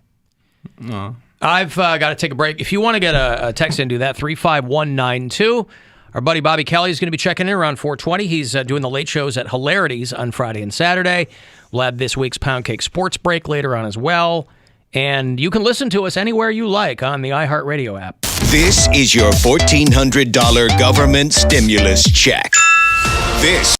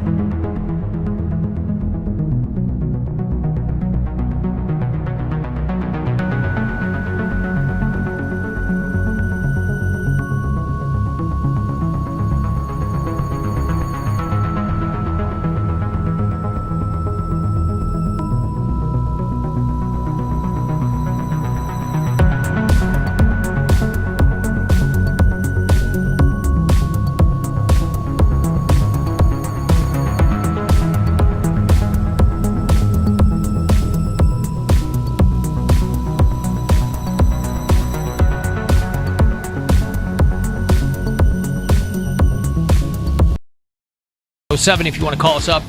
800-348-1007. 35192. Send me a text. AlanCoxShow.com for everything else. You can watch the show live. If you're there, thank you to Darmel Contazol, who is helping out in the video department today. The latest episode of the Bill Squire Show is up there for you as well. That airs live Saturday mornings at 11. And the new Poundcake podcast. The latest with Mary Santora, but a new one coming tomorrow. You want to give us a little tease for tomorrow? Love, lust, and everything in between. Fancy's back. I mean, what? Oh, Fancy. The return of Fancy. Mm-hmm. All right. Boy, he's thirsty to be on that podcast, isn't he? The first time. He's good, though. Is he? I like him. Yeah. He gives up the goods on the podcast. You guys but you guys are good friends and you have natural chemistry, and I think it's a good back and forth. A good rapport, if you will. Good rapport, indeed. All right.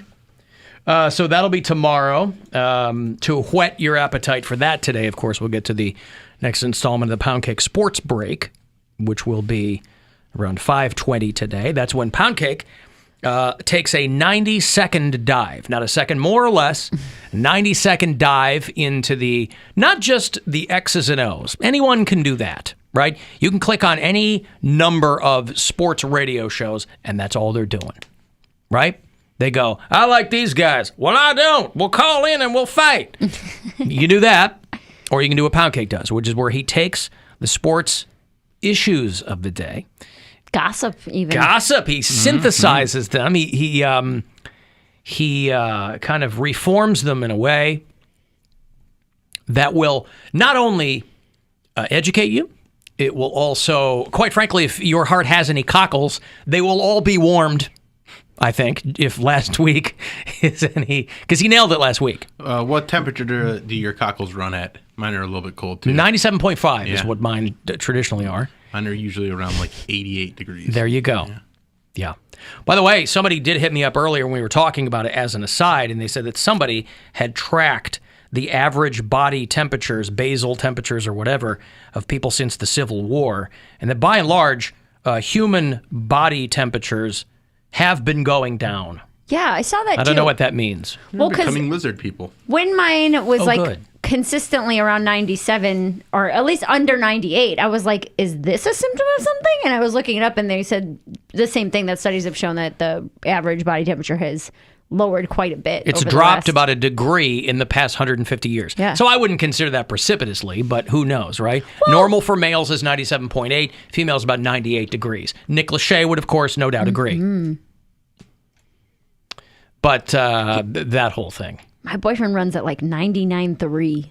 I'm like, that can't... I feel like when you That's get why he's so higher... skinny. He's probably. got that high metabolism. He's just always burning. Yeah. Burn and burn and burn. But he has a physical job, too. Yeah, he's always doing something. Yeah. But so but does that up your... Yeah, but you're in and out of the truck and moving around. Are you in and out? Yeah. I thought he was just... That thing doesn't work. Well, it certainly works on my street because if something ends up in the street, it stays there until I go grab it. From what I've heard. That thing doesn't work. Wait, so is he driving it, jumping out, going and get the stuff? Yes. Oh, wow. So if it That's doesn't... incredibly physical then, yes. If it doesn't work or if something goes wrong, you still have to go and throw it in there. And it's not a two-man truck anymore. No, one. He doesn't have a wingman. No. Does he like the solitude, or would he prefer someone to be there with him? That I don't know. Would he prefer a partner? He'd probably prefer less hours. That he works so much, and so I know that's they hard, make good but- money though. Yeah, but Garbage you men. don't want to work 60 hours a week every week. You know what I mean? Now that's on the low end. What's the matter with 60 hours a week? That's 12-hour week? days. Yeah. Every day. Yeah, that's forever. too much. That's too much. You literally... Is it? Yes. Yes. I know you're like on the cusp of a boomer, and you're like, I worked all hard all the time. I work 90. You're like my 60 brother. hours it's a ridiculous amount I'm of not work. a boomer. I'm saying I don't know the 12 you sound hours. like it too. I don't know the 12 hours a day. Is it? 12 hours a day, It's not every day with no breaks. That's too Are you much talking work. 7 days a week? No, 5 days a week. Yeah, Sometimes 5 days 6. Okay. But so okay, you got to think of it this way: he wakes up at 4:30 in the morning. Mm-hmm. He does not get home until 6 or 7 at night. So really, the only thing you have time to do is eat dinner and go to bed and do it all again the next day. Yeah. Because by I 7 did that for a long time. Yeah, but by 7 o'clock at night, Doesn't mean everything's it's good. closed. You can't. Doesn't mean it's bad. No, I think it is bad. I think it's bad. We don't have to live in a work yourself to death society. I don't consider anymore. that working yourself to death. Okay, but listen, It's miserable. At those hours, you can't do anything. You can't get anything done. Everything is closed. While you're at work is when regular businesses are open. So even if he gets That off, I understand. So that you're trying to cram everything you have to do into one day on the weekend, and then you're stressed out all the time. I get it, you're but that's overworked and different than. overtired. But what you're describing is separate. That's logistic. That's separate from being overworked. But I'm saying Having to do your laundry on the weekends is different than being overworked. But that's a that is- consequence of all the hours. But I mean- that is a lot of hours, and people should be able to enjoy their life a little bit more, I think. I agree 100%. It's overrated. No, so you're in the minority how? on this one. Am I? Well, because if you're not so stressed out and so tired from working all the time, you can actually enjoy your personal life and be a happier person. Well, And he doesn't here's- have a job like you have. I was going to say, this is my defect that I forget Yes. sometimes, is I have a fun job. Yes. Yeah. It's still a job. Yeah, but But you it's a cool- it's a enjoy fun- it. I think like from my perspective, because I've done this, I've literally worked 6 days a week, and I enjoy my job here, and I like my morning job, and when I was doing weddings, when I was MC weddings, I enjoyed that as well. But for things that happen, everyday life occurrences, like if my car breaks down, I am screwed for like 2 weeks, and there's only so either I call off work and I have to borrow somebody's car, or the one day of the week, it has to be done that day. Like Saturday, he might be closed on Sunday. So I literally have the weekend to get my car fixed. And if I have to call off work, then I have no money to fix my car. Yeah. So it's literally like a snake eating its tail. Then it sucks. Throw into the mix, the weekends is when he has his daughter. So he's trying to do everything he can't do during the week. Yeah, I get that. With a kid. I get that. So it's too much. Yeah, when I worked for my dad, I was a laborer, and we would start at 6 a.m., especially in the summer. The summers were brutal. We would start around 6 a.m., and we would work until we didn't have light, basically. Yeah, in the I summer, get we'd that. work till about 7 or 8 at night, and we do half days on Saturdays, and it was the most miserable I've not ever been, because I was still more miserable when I was a missionary, but it was so tough because you work all day, and then my friends would be like, "Hey, you want to hang out?" I'm like, "I can't too move. tired." I'm Yeah. tired. Yeah. I have to eat, and then I go to sleep, and I have to wake get up up and do at it 4 in again. the morning. Right. And it's just very it's just an existence that doesn't seem worth having. Well, and we had to talk about that not too long ago. And I was like, to me, and again, kind of what you said, Alan, where it's like, I have a very fun job. I do what I love every day. So coming from that perspective is a little tainted, maybe, when I'm like, but wouldn't It's you skewed, rather, to me, I would rather work less hours and make less money and enjoy my life than work myself to the bone every day and have money and be miserable. Like that to me it's not worth it to me. Well, that's what But I saw with my dad. Is like my dad is a very hardworking man, and he worked his ass off, but I didn't see him enjoy it really. Right, and that's what I said. And so I knew watching him and seeing how hard he worked, and how even when he worked that hard, he'd still get screwed over by companies that didn't want to pay him and stuff like that. So I was just like, I got to go into a different field and so I went with the always forgiving and always fun entertainment business. Very lucrative. Yes, very lucrative. But it's two schools of thought, I think, where you work your ass off and you work very hard every day and you're tired because that's what working is. And you save up so you can retire one day and then never have to do it again. Where I'm like, I'd rather work 20 extra years easier than hit 65 and never have to do anything And then the again. resentment that you have towards people that don't work as hard as you. I feel like that's a thing too, where if you have one of those jobs where you're working that many hours, especially if you're not in like a high paying job, because there's some people that they work that hard and they like it and they make great money and they do, they work hard, they play hard. But then there's a lot of people that they work really hard and they're just scraping by, and that is just so soul sucking. All the garbage men are hitting me up saying 60-hour weeks is normal. Yeah. No, I know that. I'm not saying that's a lot for anybody, I think. Just because it's normal in that field doesn't mean that it's, I don't know if acceptable is the right word, but do you get what I'm saying? Ideal. Yeah. It's not an That's why ideal you situation. want to spend the weekend and go over, put it on them. He has his daughter on weekends. I'm not going to go put it on him while she's there. Well, I'm just saying that's why you were planning on doing it tonight. But Get now that you gotta off go of pay me. rent. Yeah, right. Like, I know you're stressed, and I know you don't have the You much work time. so hard, babe. Hey, Patriot Dave, hello. Long time no hear, Mr. Cox. Hey, what's going on, man? Mary, doesn't your boyfriend? I mean, he drives truck. I mean, he drives, doing dumpster work, trash work. But he's got to get a break. He's got to pull over the side. No, yeah, he has breaks. I mean, but like, no, I meant no break in that's your schedule every day. It's not like some days he only works 8 hours and some days he works 16. It's like a minimum Every day 12 it's 12. hours. Yeah, right. That's what I meant by no break. Yeah. Yeah, I drive for Brown, and we get ours and everything else because I'm a semi-truck driver for them, so I do pretty. I do well. I'm very lucky. So I kind of like Alan. I like the 12 hours. I want to get as much as I can. Now I don't play hard, but I do want to, have some of that time, that money put away. I want to, go to Massachusetts, watch my Patriots if I can get in there. Yeah. So,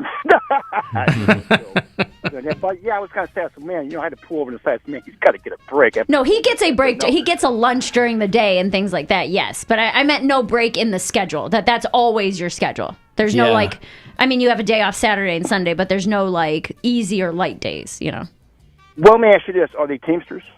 Are they what? Teamsters. Are they Teamsters? I don't know Is he what in the that union? means. Yes. Yeah. Union, yeah. Okay. Yeah, he should be able to bid like different, bid times. Hopefully, he can do that. So, but other than that, And some people want to go full tilt boogie so they can like get out of the game at 55 or whatever. Which I understand too, but it's like you, Alan. Well, no, listen, I like my job, and so I don't ever think about retiring. And people are like, oh, it's not hard doing your job. A, you try it. For 30 years. B, I'm not doing manual labor, but there's nothing easy about this job. No, not at all. So it's just a different thing. Any job I ever had, if I was working 8 hours a day, I felt like I was lucky. I was like, I just feel like I'm slacking. I'm like 8 hours because it was like people working in offices and things. And I'm like, that looks like that sucks. Right. So 8 hours probably feels like 15 hours. You know what I mean? But well, exactly, and I was going to say too, Mary. Like I said, might have some differences, as far as views, but your boyfriend, being serious and stuff, and with all the trash collectors, they, be essential and stuff like that. I do appreciate them. I really do because I think oh, look at that. Yeah, and everything else. So the sun's not out today, Alan. So I'm going back in my my little a film room, watch my Boston Patriots and stuff. And all right, it's out here, Dave. I don't know what to tell you. I mean, he means he's going to go watch some stag films, man. He's going to throw up the projector. Okay, thank you, Dave. Real quick before you go, what do you think of Bill Belichick actually spending money on free agency this year? Well, Bill, you know what? I like it. Listen, when Mr. Gronkowski said it was the worst time he's had here. Well, really, sir, no, you had a good time here. You won your championships, but no. To answer your question, Bill, I like it. I love. I think it's great with the Giants. Yeah, I think it's great. You get other players in there. I know a lot of the Browns fans are happy because the whole thing's coming to a crash. But listen, they'll probably win maybe 8 games. And go from there. I'm happy to have 4 rings, and I'm, even though you got. I'm good. I'm good. So. That's what happens when you work 12. You work 60 hours a week, and you go, but the Pats got 4 rings. There you go. I'm good to go. Dave looks like Thanos. Okay, thank you, Patriot Dave, out there in New England. Hey, Rick. Yes, sir, Mr. Alan Cox. What's going on, Rick? How are you? I'm doing fine. What can I do you for? First of all, I want to talk to Bill, each and every one of you. Yeah, he's right there. Yep. Mr. Allen. I'm good. How is Bill's right here? Okay. Hey, Bill. Hey, what's up? I was discrepancy. How many points did we lose against the Jazz? 39. We lost by 39 points. It was a big loss, Rick. Yeah, we only scored 75, which is real bad. Scored 7. I knew 7. Okay. Yeah. I knew to call Bill the sports guy. We scored 75, but we lost by 39. Yes. All right, Mr. Bill, my dude. Okay, Miss Mary. Hi. I heard you crying on the phone. Don't let them people get next to you. I mean that from my heart and soul. Stop looking at that trash.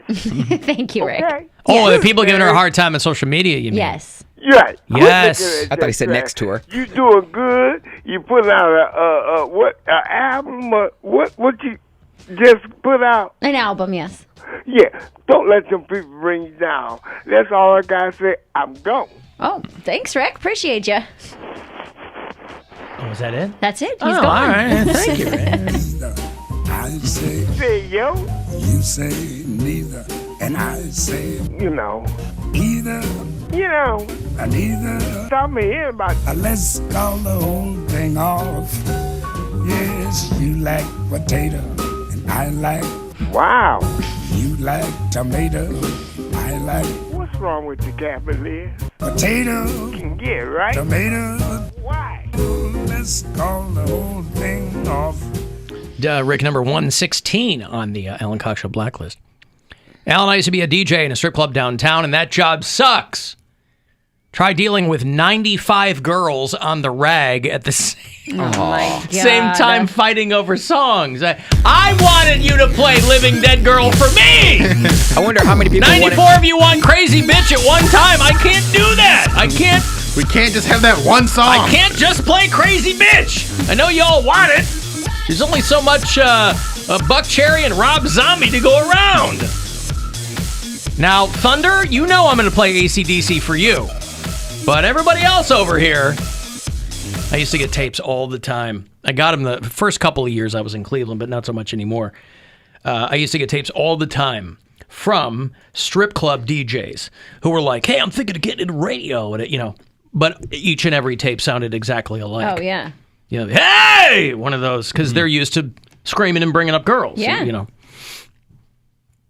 I would not want that job. I've done some appearances at clubs around here and was hanging out in the DJ booth, and like the girls would come up and like basically use him as a delivery system to talk trash to the other girl and be like, you're not using this song. And so like I do get what he's saying, because they do get a little catty. The DJ is the therapist at the strip club. Yeah. Yeah. He gets everything. Al, I'm going to need a full view next time of Poundcake dancing in the booth. Were you dancing in the booth? For what? I don't know. Just now. For the To the DJ music, yeah. Oh, I just was answering the phone, so I don't. Oh, okay. So like I said, you guys tell me I do things, and I don't realize I'm doing it. It's a tick. Whenever he's dancing, I usually try to get it on screen, though. I see. I don't realize I'm doing it. It's reflex. I Yeah, just that's got fine. the rhythm in me. I understand. Get the rhythm in me. He's got to move. It's the only exercise he gets. Hey, Joe, hello. What's up, Alan? How you doing, man? I'm good. What's going on? Oh, another day. Bill, got a question for you. Yo. Even though it's early, who you got to go to the finals in the playoffs this year? In the NBA? Yeah. I think it's going to be Brooklyn Lakers or Brooklyn Clippers. Really? Yeah. Okay. Brooklyn For Lakers. some reason, I don't know why. Brooklyn v. I got Lakers. the Clippers and the Bucks this year. Oh. I just don't think the Bucks can turn it on in the playoffs. I feel like they are a team that's just going to perennially be. And also, we haven't even seen Brooklyn at full strength yet, and they are all, and they're so stacked. They just added Aldridge too, and Blake. They are probably going to win it all. I think Brooklyn's going to win it all. See, I'm with Joe, because Sidney Moncrief looks so good this season that I can't. I mean, the Bucks, man, they got Dandridge and Kareem. 30 years ago. I'm sorry? 30 years ago, these people retired. That can't be right. Oh, yeah. Hey, Bill, also, question, another thing also. Mm-hmm. Those graphics I got on Instagram. Yeah. Those things are super awesome. What? He got some shoes that we talk on Instagram about sneakerheads. shoes. Yeah. All right. Yeah, those are great. I love those. I'm a light sneakerhead, but I kind of like shoes that I couldn't afford when I was a kid, but now I got them now. And kind of love them. It's a nice little treat, but it also gets it's a slippery slope, because before you know, you go, well, I wanted those when I was a kid too, and I wanted those when I was a kid too, and I wanted those, and then before you know, you go, oh, I got a lot of shoes now. You gonna get the Satan sneakers? Is that what it is? It's like you buy nostalgic pairs of shoes? That's kind of where it started for me. And they're still around? Like you can still get them? They or? do retro releases, so I they'll see. do, especially with iconic shoes like Jordans and Griffeys and stuff like that, where they'll go. I mean, I just got those Reebok pumps a couple weeks ago because I was like, D Brown. I remember that slam dunk contest. Yep. I remember everybody having those. I didn't have them, but I always wanted them. Well, you bought now Reebok I can. pumps. Yeah, now I can get them. Wow. I'm going to go get them. Those weren't cool the first time. They were cool. They Alan. were not. They were the number one selling shoe. Doesn't mean for they were cool. 4 or 5 years. Does not mean they were cool. It means that people bought them. Hey, Bill, don't forget the Penny Hardaway shoes, too. Oh, yeah, Penny had great shoes. Penny was an underrated player. If he hadn't gotten hurt, he Very would be one of the underrated. best all If he time. had a ring, he would be like one of the. To me, he was like one of my best guards of all time. Yeah. Personally. Please, Anferny, all right? I'm not. I Okay. like to keep it professional. What Okay, about thank you, Lil Penny? Joe. Sorry. I like to keep it professional. I don't like to be on a first name basis with people. I don't know Anferny Hardaway. Well, Anthony Hardaway. I don't know Penny. Penny. Hardaway is one of the only players, I think the only player, that Michael Jordan ever wore another player's shoes because he thought he was that good. So, like, out of respect, he I think for like an all-star game or something, he wore Penny's shoes. Okay. Yeah. Well, he's a coach now. Does he still get his own shoes? Loafers. And a blazer. Yeah. With suede elbow patches. Yeah. All right, I got a break. We're going to catch up with comedian Bobby Kelly in a bit. He is doing the late shows Friday and Saturday at Hilarities. If you want to see him, he doesn't come through too often. You can pick pickwickandfrolic.com for that. We'll get to the Poundcake Sports Break later on as well. 5:30 is going to be the next chance for you to text and win some money. It's a chance for you to double your stimulus with $1,400 on the way. 35192 if you want to text here in the break, and we'll be back. The Alan Cox Show on 100.7 WMMS. And everywhere you go on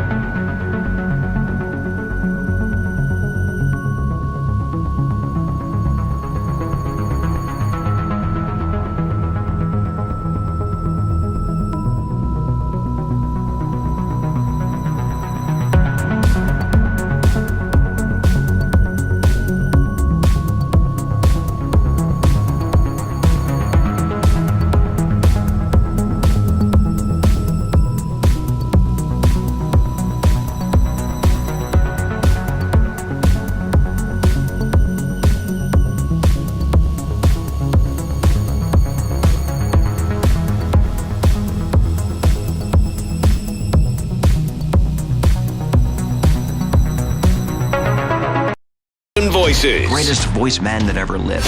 None of which will make you laugh. But he never took a performance for granted. Alan Cox. On 100.7 WMMS.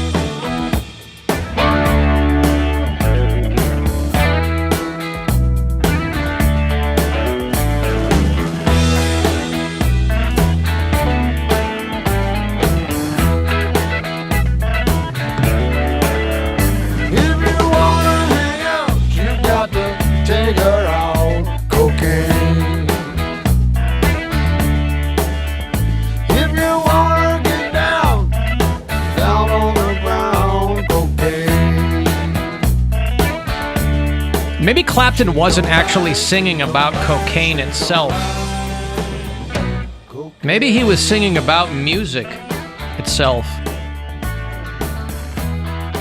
I mean, to the best of my knowledge, I certainly can't recall any stories about Eric Clapton doing drugs. I don't remember that being part of his legend. But I was reading a thing this morning that music hits the same parts of your brain as cocaine. Not the first, huh? And when you do them together, that's when it gets real good. Right. That it hits all the same places in your brain that cocaine does.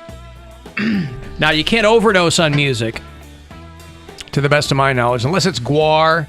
I think you can probably have a little bit too much guar. You can probably overdose on, I don't know, did you overdose on Celine Dion yesterday, Poundcake, for her birthday? I did. Did he bump his microphone? I just hit the button when you said it. I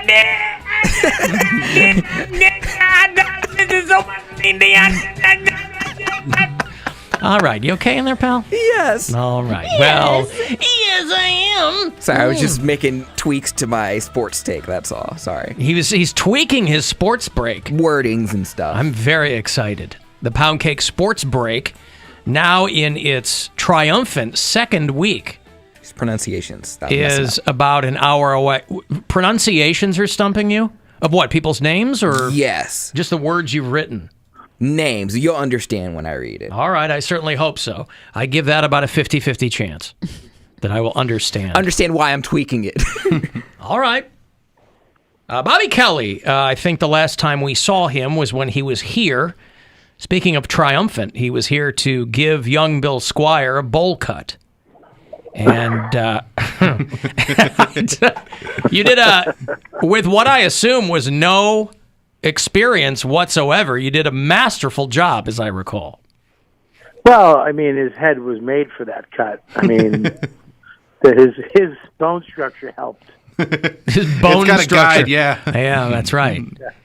His brow and his eyes that are very close together helped that haircut along. I assume follow the ridge. I was going to say, I assume that Bill sent you his driver's license photo and everything in the immediate Yes. aftermath of that bowl cut. Listen, man, this is why I love stand-ups, because nobody else would have been thrown away every picture, but he takes it and does all magical stuff for us to enjoy. Yeah, sure. Oh, God. How you doing? I don't think that cocaine thing's false. You think so? I've never told a fat chick in the projects that I love her at 3 a.m. because of the song. I love you, man. As you're driving by, window rolled down. Yeah. I'm doing good, man. I'm out at Fun Spot. You know what Fun Spot is? Refresh my memory. King of Kong, the movie King of Kong. Oh yeah, right. The only place left in America where they have the old arcades and they have all the, where you go, if you're going to do a record, you come here and you play Centipede or, Pac-Man or whatever. I'm at that place in New Hampshire, Meredith, New Hampshire right now. And it's pretty wild. Don't we have a big arcade place here in Cleveland? Yeah, game. What's it called? 16-bit, but it's 16-bit. Not. These are like that's like you have to put quarters in those still. Yeah, in those ones. Well, listen, I mean, I made that fact up. I didn't think he was going to call me on it. So I didn't know I was getting CSI'd on the last place in America. I thought he was going to let that slide. Yeah. But I let nothing slide. That's right. So what's your game then? Missile command or defender or what? No, what I like, I'm a gambler. I'm a dirty addict. Degenerate. And I go right for that. Yes, I go right for where you win the tickets. I like finding, finding the ticket thing. And today I lucked out because I saw a kid, like a 13, 14-year-old who blinks a lot, just winning a bunch of jackpots. Right. And I'm like, oh, I got a Rain Man. I walked up to him, and he was a little, a little bit, and I go, hey, what's the thing? And he looked at me for a sec, and he goes, when it hits just before this, push the button, you'll get a jackpot every other time, something like that. Oh, so you hitched your wagon to his star. Oh, my God, this kid, it was great. He had like $15,000 in tickets. Right. And it probably got him at the prize desk, it probably got him a couple of pens. And probably got him a couple of pixie sticks, and he was on his way. Yeah, he got a CD player. It cost me $75 for a rubber snake. Yeah, right. Listen, my kid's happy. Yeah, sure. That's some serious gambling too. Dad, this is ends up in the garbage. How much did that cost you? Like a nickel? No, that was $75, son. Yeah, he's gonna get a slinky. Yeah. And a pen that says Fun Spot on it with a little monster at the end of it. It's pretty wild, though, because you're in here, and it's so old, and they have all the champions of all the video games on the wall. And that King of Kong guy is up there on the wall? All of them are up there, yeah. And Yeah. they all look like they molest children. Right. There's not one of them without their pants way too high. Well, I'll tell you what, if that was the way your Peter teetered, there couldn't have been a better place to spend all your time than an arcade in the 80s. That's a fact. I wonder what the statistics are on that. I don't know. A lot of Roman collars back in there, probably back in the day too. Hunkered around Dig Dug and Pizza Time or Burger Time. I don't know. Dig Dug. Dig Dug. Dig Dug. Yeah. That's funny. Dig Dug was my game. I like Defender. I like this game called Zaxxon. Anybody remember Zaxxon? I remember Zaxxon, yeah. I love like those Zaxxon. games.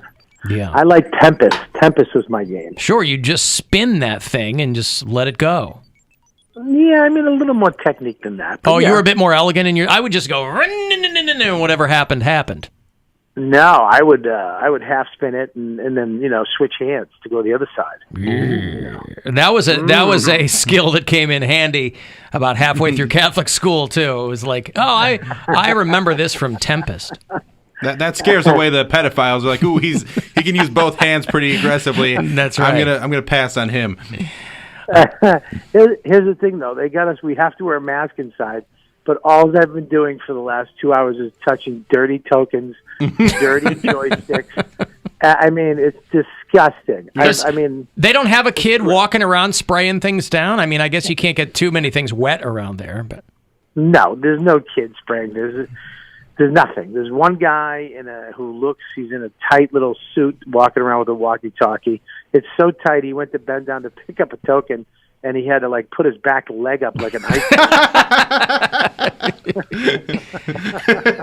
Sir, you might want to let the waist out on that a little bit, just so you can continue here at Fun Spot. Yeah, you're not gonna get corona, but you'll probably get hepatitis. Yeah, and then and the other guy was a big guy like me. Bill, are you skinny again? No, not after quarantine, sir. Come on. Thank you so much. I'm so happy about that. No offense. No, that's okay. I like how you have to check in because we have our different phases that we go through. Yeah, because I came once and you were just really just thin, and it was like, God damn it, you made me feel like crap the whole time I saw you. And last time I came, you put a little bit back on, right? Oh yeah, I'm pretty fat right now, so we'll be back to our chubby ways. And I got places I want to eat with you. So we can get something to eat? Yeah, absolutely. So who weighs? Bobby weighs more than you, Bill, right? Is that correct? I'm like a foot taller than Bobby, so I probably weigh more. All right. Oh, yeah. I mean, that was really fast the way you said that. I don't even think you assessed it right. I think you just said it. So he's going strictly by BMI, if that makes you feel any better. It must. And you're always thin, though. You've never been fat. Who, me? Yes. No. No, the other day. Mary, that is true. I have. I mean, I'm not a rail, but I mean, I have never been fat. That's true. Right. Okay. But it doesn't happen by accident either. Oh, come on. Listen, you just turned 50. I'm turning 50 in June. And I have a feeling, I don't know how you handled it, but I have said 50 is the one where I'm going to lie in bed with the covers pulled over my head for a week. Like 40 didn't bother me because I'm kind of like, oh, it's like super senior year of 39. 50 is going to mess with me. No, 50 didn't mess with me at all. I don't care about that. I think 60 is going to mess with me because that's when, you got the summers are, like, what is it, 10 summers left, 20 summers left? And that's what I'm saying. Like, even at 50, I feel like the movie is well past half over. So. Oh, no. Yeah, you're half over. But the thing is that, first of all, your 50 and my 50 are two different 50s. Okay, fair enough. Yeah, I mean, I don't know if you have dead toenails and your feet are numb. I don't know if that happens. None of my extremities are purple, if that's what you're asking me. And do your shin wounds heal quickly? I'm like Wolverine, yeah. Yeah, I scratched my shins last year. It's still infected. Yeah. Listen, so yeah, I think you're 50, but we're living so much longer now. It depends. My grandfather was 101. My grandmother was 92. So and my grandmother, she was a tubby. Yeah, and again, I can't get, based on the ancestor age thing, I can't get a vibe because on the one hand, my grandmother was 103 when she died, but all of her siblings died like around 45 of heart attacks. So she was clearly the outlier, but I'm hanging my hat on her. Yeah, you should just check your heart because you might live to 100 and something, and you look healthy. But I mean, here's the thing, bro. Do you really want to be 98 just alone in a chair with a half a sandwich? No, but I look at it like I have a son in college, I have a daughter in high school, but I also have a 5-year-old. So in my mind, I go, well, I'd like to be around. I keep thinking maybe we are at the right point in time where in our lifetime somebody's going to go, we developed a pill, you pop it, and it adds 10 years. You have grown children and a young kid? I do. Why'd you do that? 2 different women. Oh, my God. Yeah. Remember a couple times, not last time you were here, but the time before that, Gwen, his wife, was sitting in with us. Yeah, she was in here. And you guys were bonding over the giant dumps that the kids would take. Yeah. Yes, it's true. And my kid still takes them, too. I had to call the guy in the hotel last night to come up and deal with it because I couldn't make a poop knife. No, we had this with, usually my daughter's gotten a lot better, but last week we were in that situation, and you're just literally going, this is inhuman. Like, how did that fit? Like, you're literally measuring it, going, how did that physically fit in you? It's the size of her torso. Yes. What did this go back up to your throat? I want somebody to do a MythBusters or some type of like Discovery show where it's like, look, this is going to be a weird show. I know, but we've got a lot of requests. How does a 3-year-old, 4-year-ld's anus become this big to let a boot come out? Yeah, that's right. Nobody can tell me. That's the thing. Is like I've talked to a lot of people, and people just go, yeah, and nobody goes, well, it's the anus sphincter muscle is retracts into it like a snake's mouth, and what happens? No one has an answer. Right. It's like that. I want. Sorry, go ahead. It's like that nanotech that Tony Stark has, where it's like it's all on the chest plate, and then it all comes together when it's shooting out. Maybe Stark Industries. I got to check the inside of her underwear for Stark Industries. You mean an Endgame? What is that? Yeah, new tech. Yeah, it's nanotech. You like it? Yeah. That's. Yeah, it's not the suit. It's not the suit in 2 when he steps on the suitcase. Right, not that one. No. That would hurt. Yeah, I don't know. It's weird, but it's like I walk into the bathroom and there's like a tarp laid down. It looks like something that got dredged up out of the river. I'm like, I just turn my heel and let my wife deal with it. I got to get the hell out of here. I don't know what's going on. Bobby Kelly is at Hilarities. He's doing the late shows on Friday and Saturday. Those are 9:30 shows on Friday and Saturday. I'm very excited. I'm doing the 9:30 shows. It's a little, it's an adult show, R-rated show. Yep. So if you want to, if you're not into that, there's another show before me with a very funny guy. But my show is going to be hilarious. I'm excited to go back to Hilarities. I love, the owner. And the club. I haven't been there in a long time, but and I'm excited to come back to Cleveland. I was supposed to come back last year, but then the virus, whatever this thing is, wiped everything out. So it's good to be back on the road and have the drunk lady in the front row talking and being on her phone and helping out the show again. She's back. That's great. Do you feel like I don't know how long you've been back out on the road, but I mean, do you feel like is that a muscle that you need to get back into shape, or do you just snap right back into it? No. It's like having amnesia. I mean, I was so, it's like, the other guys in the studio know. You guys, you're on the road. You're doing it so much for so many. We don't really take a break since you start. You just keep going and keep going and keep going. Yeah. Even if you go on vacation, you're still thinking stuff, and you're back on stage within a week or two, right? So it's this thing that you've done so much, and then to not do it for months, to have Friday and Saturday off for months, and then to get on stage, it was like amnesia. I'd be in the middle of a joke and remember the whole end of it. But I'm like this whole chunk, but I'm already out of the joke, and I'm like, I can't even go back. And it was kind of this weird thing of like, wow, I got that one and this one. And, I just started to come up with new stuff again because I write on stage. Like, I have to be up there kind of in the pocket coming up with stuff.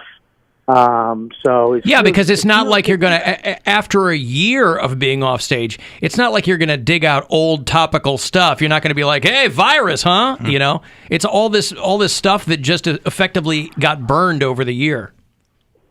Well, it's weird, too, because, my thing was, okay, if I get canceled or something happens or, I say the wrong thing, I can always have the cellar. I'll always have New York clubs. I'll always be able to make a living working New York clubs, right? Right. That was gone. Like, that's where I wrote my stuff. I would go down to the cellar Friday and Saturday nights and do 6 or 7 shows a night. And by the end of it, I'd have a new 5 minutes at least, Yeah. And that was taken away. So it was weird just to feel, just to realize I'm unessential. Yeah, I guess we all are sooner or later. So let me ask you this. Let's peer into the crystal ball. What is most likely to get you canceled? Oh, dude. Let me tell you something. I'm from the 80s and 90s. Okay? Yeah. I called Keith when they started canceling people. We're like, man, it was nice knowing you, dude. Right. Like me and Keith Robinson were like, it's over, dude. We'll see you later. And then we realized that we're not famous enough. Like, we wouldn't do anything for the cause of anything. Like, you know what I mean? Like, you'd be like, Bobby Kelly did this to me in 1992. They'd be like, who? Right, They're like, that's not the Robert Kelly we're after. Bobby Kelly said this. Yeah, well, whatever. He's not, So, yeah, I don't think I can be canceled. Plus, what are you going to do? I got nothing to. Yeah, what are you going to do? And also, you take away my Patreon. you have a lot of stuff in your past, but who you are now is such a different person, and like you are such a lovable guy that you go, yeah, I did these things. They're mistakes. You're not proud of those things. You tell the stories like I was a piece of garbage, and now I'm a dad, and I'm just trying to provide for my kid and get to be with my wife. Here's the thing, right?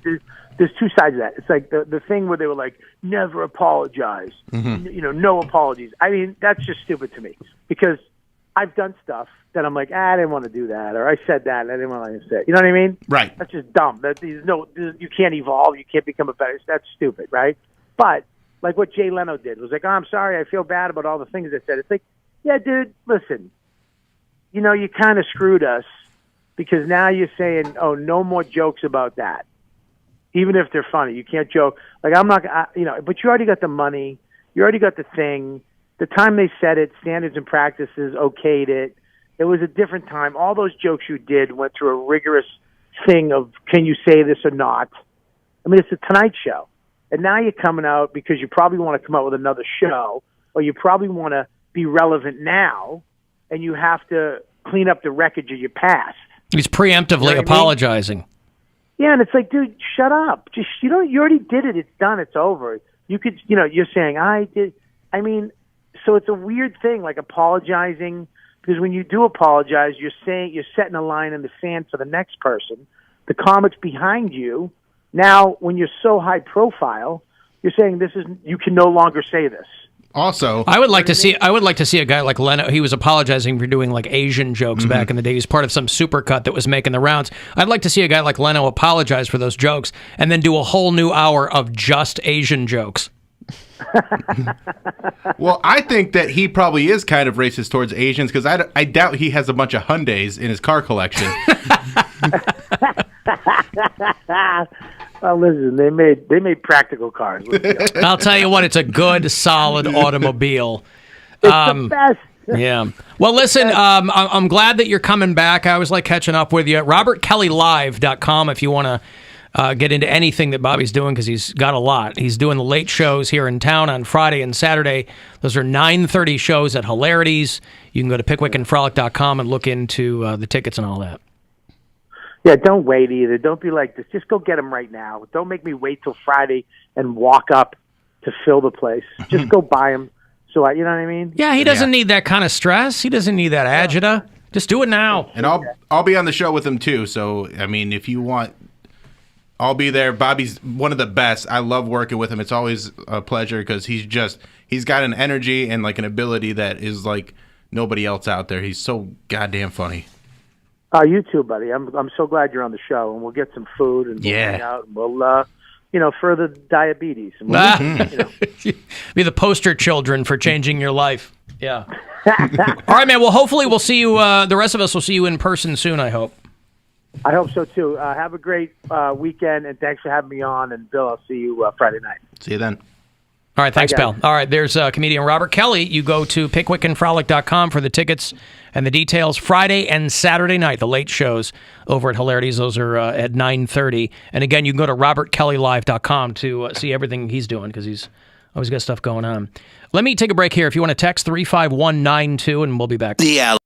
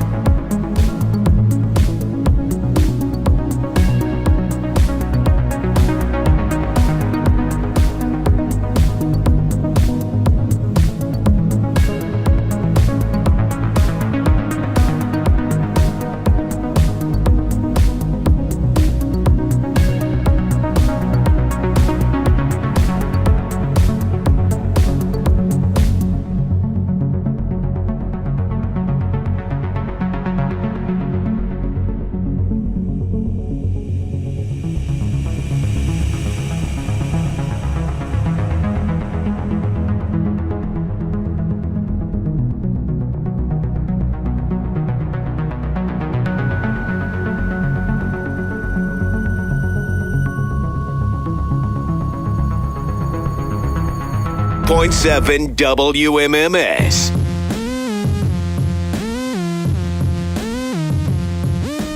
Hey, Alan, this is David, and I just want to let you know I'm listening to the podcast, and somebody said that birds are drones, and that's just making me real angry, because let me tell you, my parents, they got pigeon coops.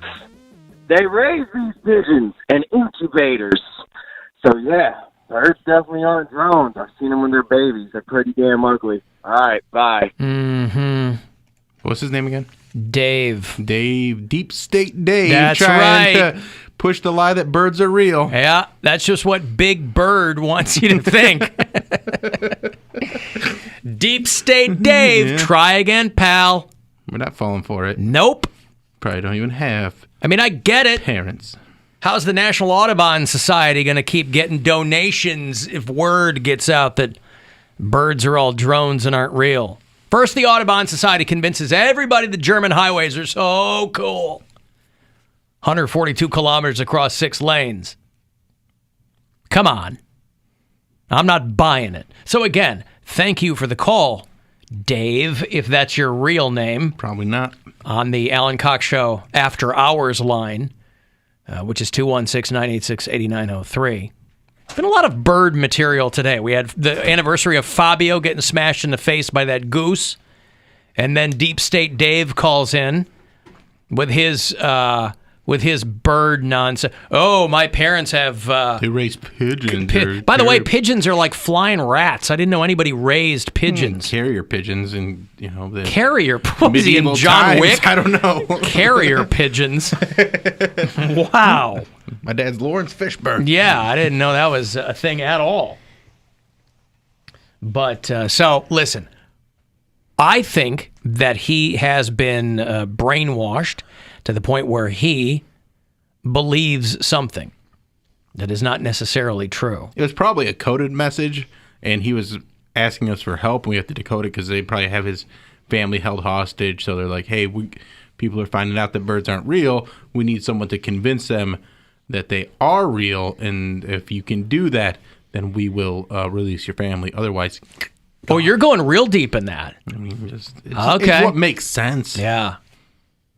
Something else I couldn't believe that I was looking at last night is this guy. He's 54 years old, and he just set the world record for holding his breath underwater. Ooh. Nice.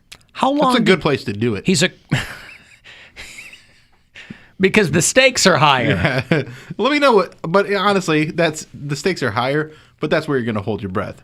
Now, let me know when someone can breathe underwater. Then I'll be impressed. Give me that abyss water. He's a 54-year-old Croatian ex-bodybuilder. He doesn't look that big, but again, he's an ex-bodybuilder. How long do you think he held his breath to set the record? I literally didn't know this was humanly possible. And Gwen goes, well, they train for that. I go, yeah, they train, but again, your body can only withstand so much. Can we each take a guess? Yes, please do. Okay, I'm going to say 6 minutes and 30 seconds. I think that's a reasonable guess. 6 minutes and 30 seconds. I think it's a reasonable guess. I'm going to go 12 minutes. 12 minutes. I myself thought that the record was in the 8-minute range. 36 minutes. You're closer than everybody else. What? 24 minutes and 33 seconds. Whoa. How can a human being hold their breath for 24 minutes? He broke his own previous record. Mary and I were the same. I mean, you were technically a little bit closer. Yeah. He could commit a crime and But just like we go by Price is Right rules. Close without going over. I didn't say that.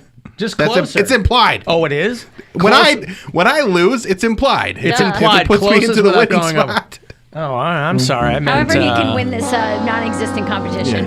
It's not non-existent. It is a competition. It is. I didn't Just because there's no realize. prize doesn't mean it's not a competition. Everything is a competition. You could watch a half-an-hour show underwater. 24 minutes. He broke his own previous world record by 2 minutes. Jeez. It is, I don't care how much you train. I did not think it was physically possible to do that. How much water is he in? 1.5 inches. That's what I'm saying. Like, is he just laying in a kiddie pool, or is he like completely submerged? Like He was in a public pool in the town he lives in. How do they know he, like... He says that he has learned to deal with the physical challenges of pushing his body after years of practice and conditioning. And they have doctors watching this and all that. What does he get out of that? He's a world record holder. Okay, well, how much money do you get? Nothing. I think it's just for bragging rights, Screw right? that. World You get a records? plaque. But I mean, imagine if you ran into this guy in a bar and you're like, bet I could hold my... I'm doing my best Croatian voice. As most people do. Whenever I go out to a bar, I'm always looking for a fun challenge. Who wants to have Arm a breath holding wrestling. challenge? Underwater, so it counts. Mary would call your bluff.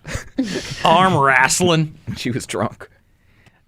He said that he doesn't think of anything during his dives. He dives and sits there. Around 18 minutes in, muscle contractions set in, at which point he focuses on those as a strategy to stay conscious. Damn. His body's adapted to function under extremely low levels of oxygen. For several minutes before the dive, he breathes pure oxygen, enabling him to more than double the world records held for dives without it. Uh-huh. He said that his daughter is his inspiration. She has cerebral palsy, epilepsy, and autism. Jeez. The trifecta. That's what makes him want to stay underwater for a half hour? Well, he's raising money. Oh. Yeah. He's like, I gotta get away. The longer I'm underwater, the less I have to be. It was murky. I didn't know. Some parents, that's how badly they want to get away. Whether your kid has a condition or not. I'm just going to learn to sit underwater. So, They can't so when, bother you so if when you're she tries to underwater. find you, That's right. you're like, Dad, where are you? Daddy! He's in the pond. Yeah. So, he's raising money to do a variety of things. But holy Christ. That's I insane. did not even know it was physically possible to do that. No one's beating But again, that. he uses the oxygen to make it possible. So he's like figured this stuff out. Well, So he's stacking the deck, but Yeah. still, I mean, you still got to be It's down still- there under a half an hour. You're still doing it. So I'm not saying he's cheating or anything. I'm just saying like that's like how dedicated he is to it, that he's figured out these little ways to enhance what you can do. It says that I'm just reading this here. It says that he has practiced this for more than a week. No, I just made that up. But so he's very dedicated to this. So the average person can hold their breath between 30 seconds and up to 2 minutes. I don't know that I could hold my breath for a minute. Alan, most of those guys use the Wim Hof breathing method. That's the guy who climbs Mount Everest in his underwear. You ever see the Mr. Show sketch, The Story of Everest? Where the guy comes home to tell his parents. Did you watch Mr. Show? He comes home to tell his parents about how he climbed Mount Everest, but he keeps slipping and falling into the thimble collection that's on the wall. Oh, gosh. I love that show. It is largely visual, but still. Very funny. The Story of Everest is fantastic. Mom, Dad, Odenkirk's the dad, and Jay Johnston. Jay Johnston, by the way, I haven't seen any follow-up on that. That he was allegedly at the Capitol riot. He's currently Jimmy Pesto over on Bob's Burgers, but he's the guy in Mr. Show as well. And people were saying, oh, there's a guy that looks like Jay Johnston at the Capitol riot. And then it turned out into, oh, I think that's him. But I didn't see any follow-up on that. So I don't know if it was the case or not. I do love it so. Enough of that. Tell us of your adventure. It truly was an adventure, Father. Sadly, 2 men died. Yes. One slipped over a ridge. His scream still echoes in my mind. Then, on the final day, with the peak in sight, I suddenly felt my quick rope go slack. But before I was able to...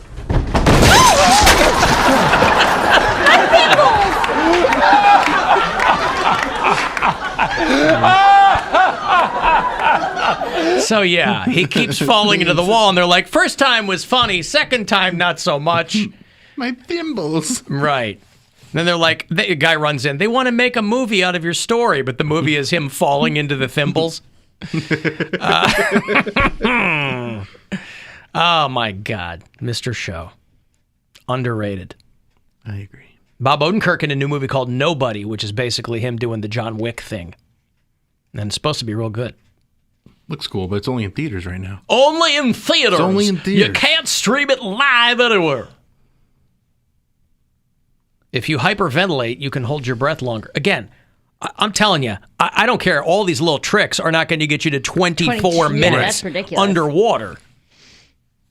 I just did like 35 seconds. And I was like... You're like, that's good. That's enough. Like a balloon deflating afterwards. The four of you should see how long you can each hold your breath. Yeah, I mean, I probably couldn't do it for that Riveting long. radio. Yeah, right. And then nothing for... right.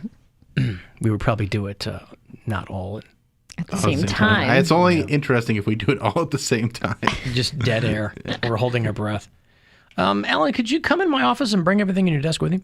Here's a box. All right. I thought of you, by the way, because they found a mummified woman in a hoarder house under all her crap. Wait a minute. How was she mummified?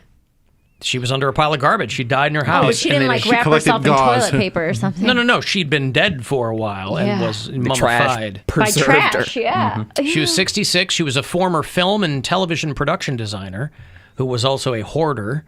This was in Queens. Wait, Say so what? she wasn't a pharaoh? She was not a pharaoh. Can women be pharaohs? Women can be whatever they Whatever want to be. It's Mary. 2021. It really is. Pharaoh. Good gravy. I don't know. You've never heard of Pharaoh Abraham? She was a teen mom. Pharaoh Abraham had many wives, and many wives had Pharaoh Abraham. Farrah Fawcett is who we had in the So are 70s. you. I had her poster on my wall. I wasn't going to say it. You're probably better off. Yeah. Anyway, Is that a church camp thing? Have you guys ever heard that song? I've- Father yeah, they Abraham had had many wives. I've never heard and that. many wives had Father Abraham. I'm trying to figure out how it No, but I do like that there's a church camp song about a polygamist. I enjoy that a great I'm deal. one of them, Yeah. and so are you. So Right. let's all get along. I don't know We're how it all ends. married to an old Something guy. like that, and then it's like right arm, and then you have to do Father Abraham. And somehow See, that's we did okay with our sons religion. because we were sensitive about the many wives. many thing? wives thing. Maybe it was sons. I think it was sons. Did he have a lot of wives? I don't know. I don't know what They Abraham. had a bunch of things, and they were, selling their daughters into slavery, and it was fine. They were 'cause- really cool with Yeah, they were all very kinds cool of weird stuff. things. So she lived in a great book. Great book. She lived in an apartment. She lived in a home in Queens, and they found her under a massive pile of garbage. The woman's sister said that she hadn't heard from her sister since October of last year, but said that she was a heavy hoarder. Well, they got to talk about her weight. And she came, her sister came to New York to see if she could find her, to see if she was inside. And they found her mummified body under a pile of debris in the kitchen. So it had to have fallen on top of her? I guess so. It's kind of how I want to die, just buried in shoes. He's going to be found under his sneaker collection. Yeah. Poor Bill Squire met his demise under a pile of canvas and rubber. But I guess she had a big, long Canvas? What kind of what? shoes do you think I collect? I don't know. You Canvas tell shoes. me. There's no canvas in your shoes? Not many. I What have are a they? couple pairs of Chucks. What are they Mostly made of? leather. Leather. Leather and canvas and rubber? Leather and rubber. Not much canvas. All right, I'm not a sneaker guy. I don't know either. I guess she's got a pretty extensive IMDb. She worked on a lot of shows and movies. And Did she work on Hoarders by chance? she did not. Sesame Street, Law and Order, Orange is the New Black. So she's pretty well regarded in that community. But What a bummer, dude. that's a good way to put it. A bummer to end up under a pile of garbage. Yeah. Yeah. Because you can't get it together. Who was it was it you, Ellen, I think, who said to follow that crime scene cleanup on Instagram? Who suggested that? That was you? Yeah. Wait, what? There's like an Instagram page for like They're in Dallas or Denver or something. something like that. yeah. They clean up like biohazard crime scenes, and a lot of them are at hoarder houses and stuff like that. And they put up, it's like, don't follow this page if you have a sensitive I stomach. was saying 'cause you can legally do that. I don't know what kind of loopholes they go through or whatever, but they're like, hey, here's Just promoting pictures. their business. Yeah. Well, and they're not taking photos of a dead body. It's No. the aftermath after the ME's been there and they move people Right. out. It's their cleanup photos. Yeah. and it's like They don't post often, but when they do, it's a doozy. it's like a body outline on a carpet from something like this, like a decomposed body leaves an outline on a carpet, and they'll do like before and afters, like, hey, here's what it looked like, here's after we cleaned it up, you know. But a friend of mine was telling me about how her neighbor got evicted, and he seemed like a normal guy, and nobody ever like thought anything of him. Guy with a dog, friendly dude. And when they like went into his house, there was poop everywhere. Just human feces all over the walls. Any 20s? All over. No 20s. Not that they found. But that it was like in the living room, and like the bathroom had become like you couldn't go into it because the sink and the tub were full. The toilet was full. Like he would just go in and just poop into the thing and then like The close tub the door. was full of The tub poop? was full. And she was like, nobody ever thought this about this guy. He was totally normal, totally friendly. But also that would give off so... I was like, how would he not smell? I'm guessing that's... I can't remember why she said like how they got onto it. But he ended up getting evicted because of that. I was going to say, was it an apartment building? No, it's a house. It was her next door neighbor. If there was that much, you could like poison the people on either side of your... Like the methane or whatever that gives off. Yeah, I don't know. I feel like people who live in those houses get somehow inured to it, or they like it doesn't affect. You know, these women that are in these houses and there's rat poop everywhere. It's like, how are you not dying from like chemical fumes from rat poop or cat? You know, It's like they've just been in it so long that they're. Yeah. Well, I mean, I lived in situation, not human Not poop or that anything like bad, that. though. No. But like I didn't smell it. I didn't know. I didn't know what anything. You know. We didn't have like decomposing food. That's what I and mean. Stuff. Yours, yeah. It was papers. My mom had boxes and papers. It was probably more musty. It's probably smelled like a old library would be my guess. There you I go. Don't know. Which, frankly, not a bad smell, right? Right? Oh, I worked in the library in college. I have a lot of affection for that smell. Sex in the Stacks, nothing like it. Ooh. Granted, probably weren't doing that at the Hoarder House. No, but still, Alan, it's actually Father Abraham had 7 sons. That's what 7 sons. 7 brides for 7 brothers. Many wives, whatever. Father Abraham had many wives. Father Abraham had We're totally fine with that. Sons had Father Abraham. I'm one of them. So are you. So let's all praise the Lord. I think that's how it went. I don't know And any then of you these had to white do your songs. hand. And it'd be right arm, Father No. Abraham. And then you had to do left arm. And then you had Well, to do right we didn't foot. do the praise the Lord thing. It was like 7 sons, and 7 sons had Father Abraham. and I'm like, you one know of what? them. And so are you. I don't think it was. I had one of them. It was like, I am one of them, and so are you. I don't think that's what we sang, because then we'd like do like, and all I did was go like this, and then you'd make up what he would do, and then you'd hop, or you'd swing your arm around, or you'd touch your nose. So let's just praise the Lord. That's what's on. Father Abraham had 7 sons. 7 sons. This is a weird Father version. Abraham, Yeah, this is weird. yet they never left. Y'all jam out. What, there's a cool version? No, that's not the one. This is. I think what you were describing is the hokey pokey. No, Mary. this is exactly what it is by the Cedarmont Kids. Father Abraham, exactly how I said. So let's just praise the Lord. Right arm, left arm, left arm, right foot. Exactly how I said it. Except Okay. it wasn't wives, it was sons. But we Chin didn't do up, it that turn way. around. Yeah, I mean, yes. Had many sons. Oh, there's nothing worse than kid singers. Oh, Christ. Many sons had Father Abraham. I am one of them, and so are you. So let's just praise the Lord. Yeah, that's not the version we did. We did the 7 sons, and all they did was go like this, and then you do this weird motion, and then it was like it's more like a game. I think it was more of a Boy Scouts thing Right that we were arm, doing it. and then left arm, and then right foot. What was the significance of the limbs flailing? Getting children to sing about Bible stuff. So you had to keep them. You had to keep them there somehow. We was in this big them like. engaged. The victory. We was in there praising. We got it. He looked like one of those inflatable guys when a cell phone store opens. Yeah. We would go to church camp at a regular campground that had people who worked there, like in the kitchen and stuff like that. And we would do karaoke night. And the one guy, every year, he would do OPP, but he would do, "You down with G.O.D.? Oh, Yeah, you God. know me." That's from Sister Act. Well, he's just like, he would do that as like, he would do the full song, but changed it to God to do at our karaoke night. Because he wasn't like a part of our church. He worked at the campgrounds. I was thinking of that when they announced that Marlins Park is changing their name in Miami. It's going to be Lone Depot Park, and I was singing "You Down with LDP," and they should just call it Empty Stadium because that's what it'll be. Hey, Duke, hello. Hi, Alan. How are you? What's going on, man? Another day on the right side of the dirt. Yeah. Listen, I would just want to give a shout out to the fine people at the Cleveland Clinic. I was in a bit of an accident. I ended up losing my penis. So always the last place you look. I was for a second. I was going to. I was playing along. Okay, I'm so sorry to hear that, Duke. Yeah, well, no, it turned out okay. Remarkably enough, they have the technology to rebuild it. And the urologist there, I can't thank him enough, he said, it's $1,000 an inch, and I had $9,000 left on my insurance.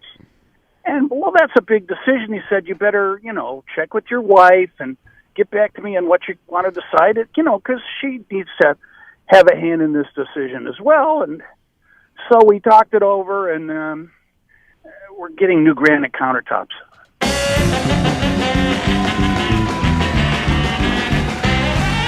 Oh, Duke, you've done it again. But you know what? That's a good investment because those are going to appreciate in value and add to your overall home's They worth. really are, yes. Whereas, the penis. NortheastFactoryDirect.com. There you go. Talk to their dedicated kitchen designers. All right, thank you, Duke. I appreciate that. Oh, Duke out there doing it again. It is always in the last place you look. Everywhere you look. All right.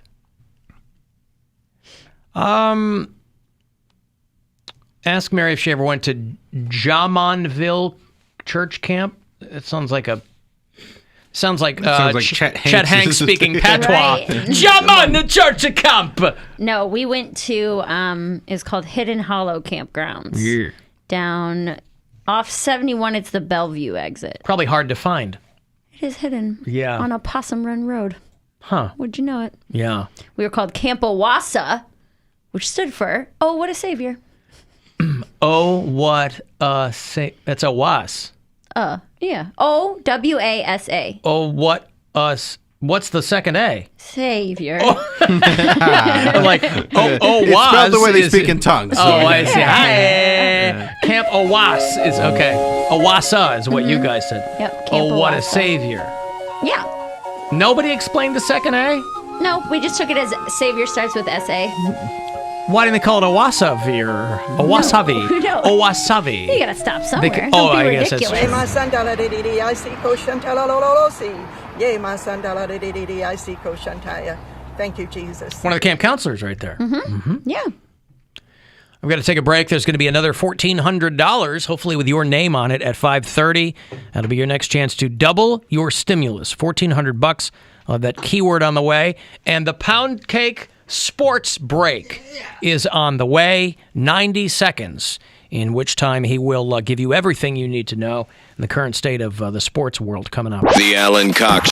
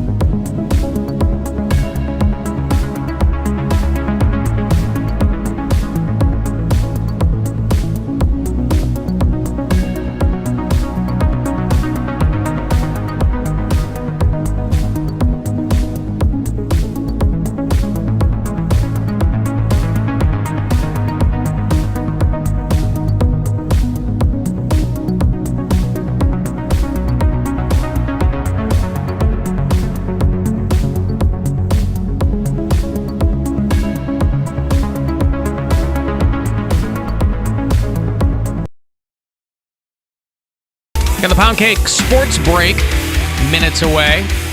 We killed it last week. See what happens today. And another $1,400 for you. Next chance to double your stimulus in about 9 minutes. Oh, my goodness. All right.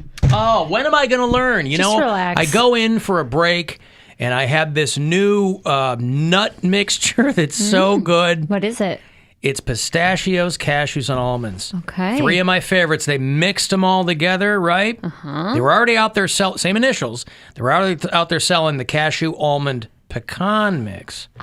That's fine, but I'd much rather eat pistachios than pecans. Now they have all 3 of them. I go in there and grab a handful in the break. What was I thinking? Every I time shouldn't you be eat nuts. Huh? Every time you eat nuts, I feel like I this know. happens. And what am I, stupid? I mean, I am, but you know what I mean.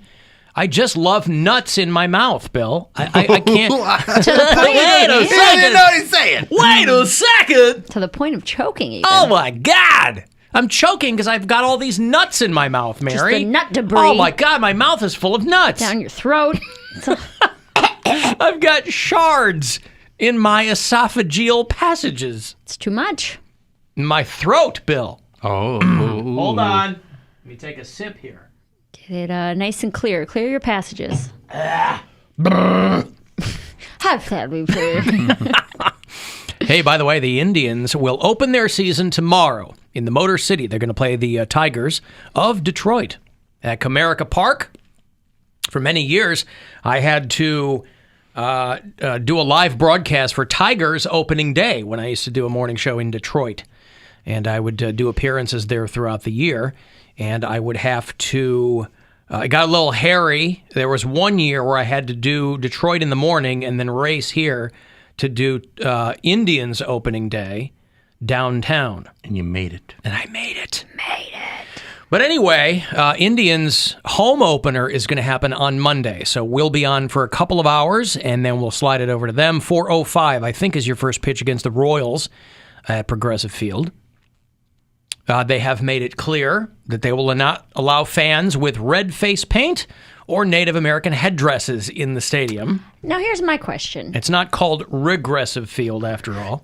When is the, I don't feel like I've seen that in a while. At least in the last few years. I don't think I've seen somebody in like a full headdress. I feel like this is something, you see it more in Atlanta, but I also think this is something that people want to do now that they're being told they can't do Got it. You know what I mean? Yeah. They're just preemptively being like, when you're trying to protest or whatever you're doing.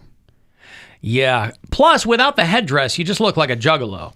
So they kind of have to go hand in hand. So no headdresses. I think those might have been more prominent than the full New Jersey Devils face paint, you know. But they want to make it clear that, you know, they don't want that. So they're trying to turn the page on that whole thing. But they are also making it clear that they don't know when they're going to change the name. That they're going to continue using the Indians' name and the branding and blah, blah, blah. We might have it in place by next season. Who knows? But somebody with the AP tweeted out that the Indians will not allow fans of Progressive Field, the headdresses, or the face paint. Now, here's what I would like to know. I would like to know from local Native American groups if there is a, because listen, red face is just blackface. I'd like to know if there is a way, if you wanted to legitimately represent at the ballpark, how you could do that. Is there something we could do that is not obviously red face paint or the headdress? Is there anything we could do that would be somewhat performative but not offensive? Dress up as a baseball player. Yeah, but then they might mistake you for, you know, it's going to be less attendance, and they might go, hey. I think they're supposed to be on the field. Get down Yeah, there, They mate. have cleats on. What? Your shortstop just hanging out at the hot dog What are stand. you click-clacking around here for? You're up next in the batting order. So, anyway, you know, local Native American groups, I would like to know. I'd like to know from you guys what we could do, or if there's anything. Maybe there's nothing. Maybe the answer is no. Just be you. And that's just fine. I'm happy being me. It's torture, but it's what I've got. Do you want the Poundcake sports break? Yes. Wait. Oh, I was gonna say you didn't even have my mic on before. No, I know. Okay. I'm setting you up here. Okay. Are you ready to do it? I am ready. He's been rehearsing. I saw him rehearsing, editing, tweaking, all the things that you should do. That's good. Remember that the bet is 90 seconds exactly. I know. So if you have it timed out properly, you'll be good to go. Last week he killed it. No pressure. You'll always have another chance next week should you want it. Mm-hmm. Are you ready? Mm-hmm. All right, sir. Play ball! This is a Poundcake Sports Break!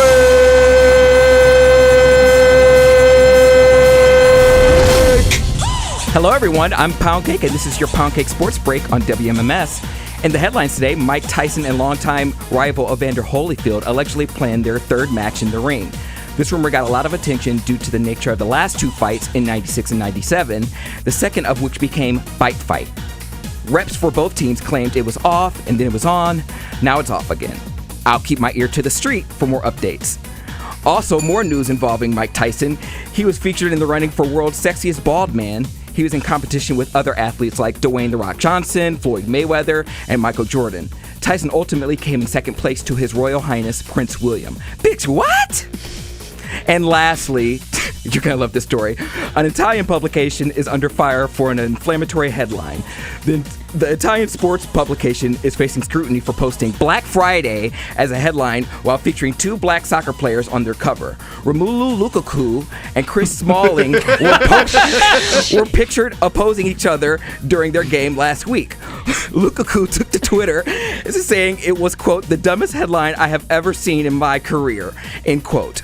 Both players feel the headline is perpetuating a racist agenda. Now, if they posted Black Friday and had their jerseys listed for sale to the highest bidder, that would be perpetuating a racist agenda. And that, ladies and gentlemen, concludes this Poundcake Sports Break. Play ball! This is a Poundcake Sports Break!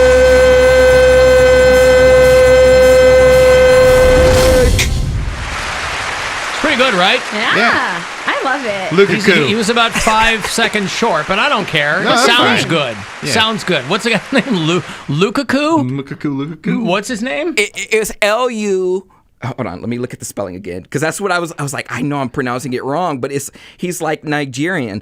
It's Lukaku. So what is that? Lukaku? Romelu Lukaku? Yeah. A Belgian soccer player? Lukaku? I have Lukaku? no idea. He plays Romelu Lukaku. He's Lukaku. Belgian. Wow. There's probably a pronunciation on YouTube. Not only that, but if we don't know, you're probably okay. Romelu Lukaku. I knew I was going to butcher it, and also I was like, name pronunciations. But you might talk about headline, though. Black Friday. Right. That's like a porno. Well, that's what I'm saying. It's like, in some headlines around the world, they're not kind of zoned in on that. It's like the Gacy thing, Homo Butcher from the 70s. Hold on. I think I got something here. As Inter have improved, so too has their Belgian striker Romelu Lukaku. At around Romelu Lukaku. Romelu Lukaku. That's a cool name. Romelu Lukaku. I don't want to take a chance on that and stutter while I'm doing the sports break. Lukaku. Romelu Lukaku. Romelu Rolls right off the tongue. Can I give a suggestion that you don't have to take? No. Okay. So anyway, go Give away ahead. $1,000. No. Go ahead. I don't feel like because he does the whole "this is a Poundcake Sports Break," I don't feel like you have to start it with that, right? Like, because he starts it saying, "Hello, everyone. My name is Poundcake, and this is your Poundcake Sports Break." But that's what the whole intro was saying. That's an administrative detail. Okay. He can do whatever It he just wants. seems a little redundant. I agree with you, but I'm not going to get him all twisted up. Okay. However he wants to do it, the 90 seconds is his real estate. Right. Whatever he wants to do with it. Okay. Because even with that, he was still 5 seconds short. Got You son of a bitch! No, it sounded good though. I was I try to leave time because I know either I'm going to go fast or like I'm trying to tell myself to relax and go through it. Like, you got plenty of time. You don't have to rush through it. 90 seconds is a long time. Because he goes, and finally, and he had 45 seconds left. I was like, Ooh, he's going to be early, but he knew he had it out there. A little bit of a longer story. Romelu Lukaku. That takes a second to say. Romelu Lukaku. Romelu Lukaku. Romelu Lukaku. Okay, I will give away some money here. It's $1,400. Is a chance for you to double your stimulus. I think this is the last week we're doing it, so take advantage of these, and I hope you win. Good luck. The Buzzard has your chance to win $1,400 now. Double your stimulus. Text the nationwide keyword check to 200-200. You'll get a confirmation text and info. Standard data and message rates apply in this nationwide contest. That's check to 200-200. Good luck from 100.7 WMMS. Buzzard Radio. It occurred to me that today is the last day of March, which means it's the last day for the March promo code at CLE Clothing Company. You know, we've got that whole Buzzard collection. If you go to WMMS.com, you'll see it there. If you go to CLEclothingco.com, in the collections tab, you'll see the Buzzard. And we've got the basketball tee, classic Buzzard through the years. We built this city on rock and roll. Today is the last day to use the promo code LUCKY. If you were to go there right now or walk into one of the stores, you could get yourself 20% off just by dropping the word LUCKY for your promo code. But as tomorrow will begin a new month, there is a new code. And as history dictates, we like to guess. Romelu Lukaku says, you guys get to a crack at guessing the new code. April. For 20% off throughout the month of April, what would people want to use as their code? Showers. April showers bring coupons. That's incorrect. Okay. I'm going to go ballpark. You are closer, but still incorrect. Ballpark. Cody? Pitch. Baseball. I'm sorry, it is Romelu Lukaku for 20% off. Good luck on the spelling. Grand Slam is your promo code for the month of April, beginning tomorrow and then through all 30 days. Right? 30 days, half April. 30 days, you can... 30 days. 30 days. It's a half April. Half April. April has 30 days. And I am one of them. And let's Grand Slam. So everyone gets 20% off. So Grand Slam, you can use it online. You can use it in store beginning tomorrow for 20% off at CLEclothingco.com. And have a good time with that. Alan Cox Show After Hours line. You can always drop a message there if you like. It is 216-986-8903. Hey, Megadolos, guys. It's Phil. I just wanted to talk about the in and of itself. I believe this is going to be the first time I've ever agreed with Mary about anything. I like these backhanded compliments people leave. It's like, I hate Bill's guts, but I like that show. Right. Boy, Alan, I never thought I'd say this, but... dumb bitch, and I can't stand her voice. You don't all suck. How she got this job, I'll never know, but... And I was just thinking, Alan, if Mary died in a car wreck tomorrow, I wouldn't care. But I got to tell you, this show... I hated it. I think it has a lot to do with how you hear about it and what that... Although you did need some people in your column. This guy's in your column. All the callers yesterday were in my column. Almost all of them. All right. Person thinks of it. You know, I heard about it from Tom Segura. I like his shows. I think he's funny. So I just kept waiting and waiting for something to happen. And, man, it was just a huge waste of time for me. And the guy will just be standing on stage, walking around for 15 minutes, and he'll just look around, and he'll be like, ugh, and just, like, make, like, a dumb face. That's true. Well, now I want to watch it. Yeah, I don't relate to... I didn't experience it that way. Terrible. You don't remember? You didn't experience him going, Almost exclusively what he does. All right. Waiting, if you're watching this and you're waiting for something to happen, nothing happens, and it's absolutely terrible. Later. Well, I can't imagine that nothing happens. I mean, even in the worst entertainment over the course of 90 minutes, you can probably extract something Some from it. things happen, yes. All of you are pronouncing the name wrong. Romelu Lukaku, right? Yeah, I just played the video of the guy. Romelu Lukaku. It was from Welcome Back, Kotter. Welcome Back, Lukaku is the reboot. Mr. Kotter. So that guy says complete and utter waste of time. And again, I keep meaning to watch it. Just watch it tonight. I got to wrap up the Gacy documentary. They're nowhere near each other. You're not going to confuse one for the other. It's not even a documentary. I'm easily confused. You are underestimating how easily I'm confused. There's no clowns in this one. Alan, I'm a big sports fan, and I don't even care that the sports break doesn't tell much about actual sports. Good on Poundcake. I love it. Thank you. It's great. Like I said, anybody can do X's and O's, you know? I mean, listen, I don't like to admit what a big sports head I am. Bill knows this, you know, and if I'm talking about Sidney Moncrief and the Milwaukee sports head. They refer to themselves as sports heads. Sports heads, you know. You know what a big sports head I am, Bill. Yes, you know. Kareem and the Bucks. So you know. I mean, I play it down, but you know what a big sports head I am.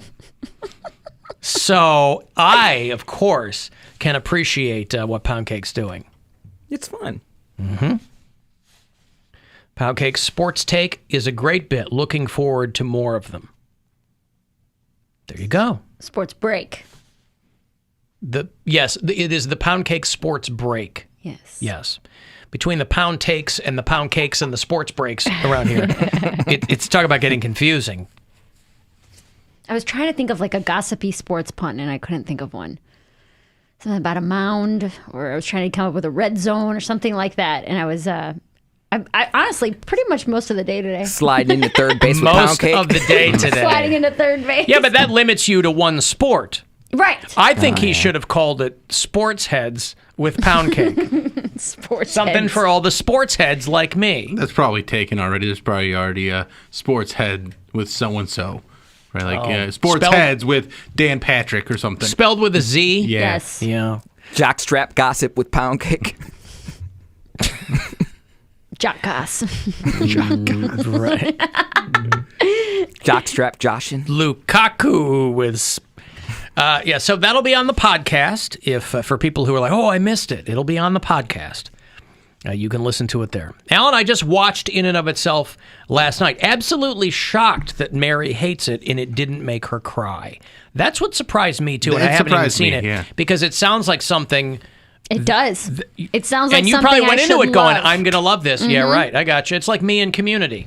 Yeah. Just can't, or Rick and Morty. Where you're like, I should Just like sucks. this. Yeah, right. Everything about this says Mare. Yes. Do not speak ill of Community. Yvette Nicole Brown, a WZIP alum, is on that show. Doesn't make the show any funnier just because she went to Akron. Again, when I watch it, I go, yeah, okay. But it doesn't hook me in. It's not 30 Rock funny to me. It's not What We Do in the Shadows funny. It's not Veep funny. I was reading an article on the new season of What We Do in the Shadows, and I was getting so excited. And then they go, they've had to kick the production schedule for season 3 to this fall. I'm like, son of a bitch! Yeah, because although Halloween, they're shooting it in Toronto, and it begins this fall. So maybe we'll have it by this time next year. That's a long time to wait. They're shooting it this fall. Dang it! As I read it, unless that because gets they got to do picked the up. Marvel movie first. He's got to do Thor. Taika Waititi. Who? Whatever his name is. How do you say his name? Romelu Lukaku? Yeah. Taika Waititi. Yeah, Who that is guy. that in the show? He created the show. He created the show. Oh, I'm like, that's not one of them. No, he was in the movie version. But I would rather... But I think he helps write it and stuff. From now on, I'd prefer that we call him Taika Waititi. Taika Waititi. It's his name. Taika Waititi. Yeah. Taking balls with Poundcake. We're not going to call it that. Come It's the on. sports take. Why are you holding your breast? Break. I'm not holding my breast. No, I'm not. He's trying to mash down his nips. I have very prominent nips. No, this is my version of like when somebody is That's thinking... how sports heads... when they grab their suspenders, but I have no lapels or suspenders to grab. Get some suspenders. So I'm making myself a hand bra. And I do nip out in all my shirts, and I'm self-conscious about that. So now I'm going to like try to push them down. Okay. Look at you right now. Somebody gift this. Somebody watching the live stream. It's fine. It's fine. Poundcake dishes the rock. Where were all you guys before when we were... The sound was already made. I like the Poundcake sports. No, I like it too. It's what I it was is. just We're not saying. changing anything. I was like bread zone, head zone. Bread zone? I was just trying to think of anything that rhymed. Bread zone. On the mound with Cody. Or, Right. Ball talk. Yeah. Full count. Pitchers and Like catchers. Pitchers and catchers. That's a good one. Again, that all... What? It's all based, Umpire? Umpire. Cody Umpire Brown. It all limits you, though. Yes. And for sports heads like me, I want to get a vast array of information. General sports talk. General sports talk. Okay, I got a break. If you want to get a text in, 35192, AlanCoxShow.com if you want to watch there. And you can listen anywhere on the iHeartRadio app. This is your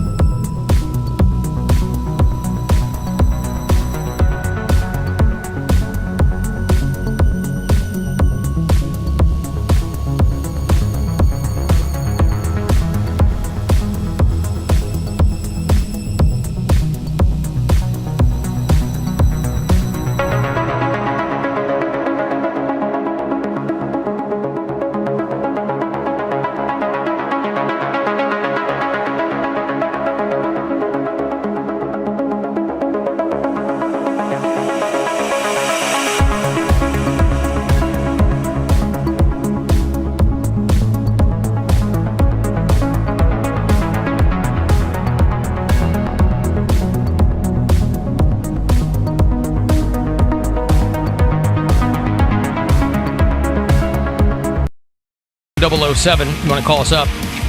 800-348-1007. 35192. You want to send me a text? AlanCoxShow.com for everything else. Cavaliers are off tonight, still licking their wounds from that Jazz game. So they will be back at home tomorrow night to play the 76ers. That's a 7 o'clock tip-off. 6:30 is when the pregame will begin, shortly after we get out of here. And so tomorrow night, Cavs basketball here on MMS. And it'll be MLB opening day. Cavs doing their thing at night. They're 10-8. Indians rather are 10-18 in the preseason. But everybody starts from zero on day one. So who cares?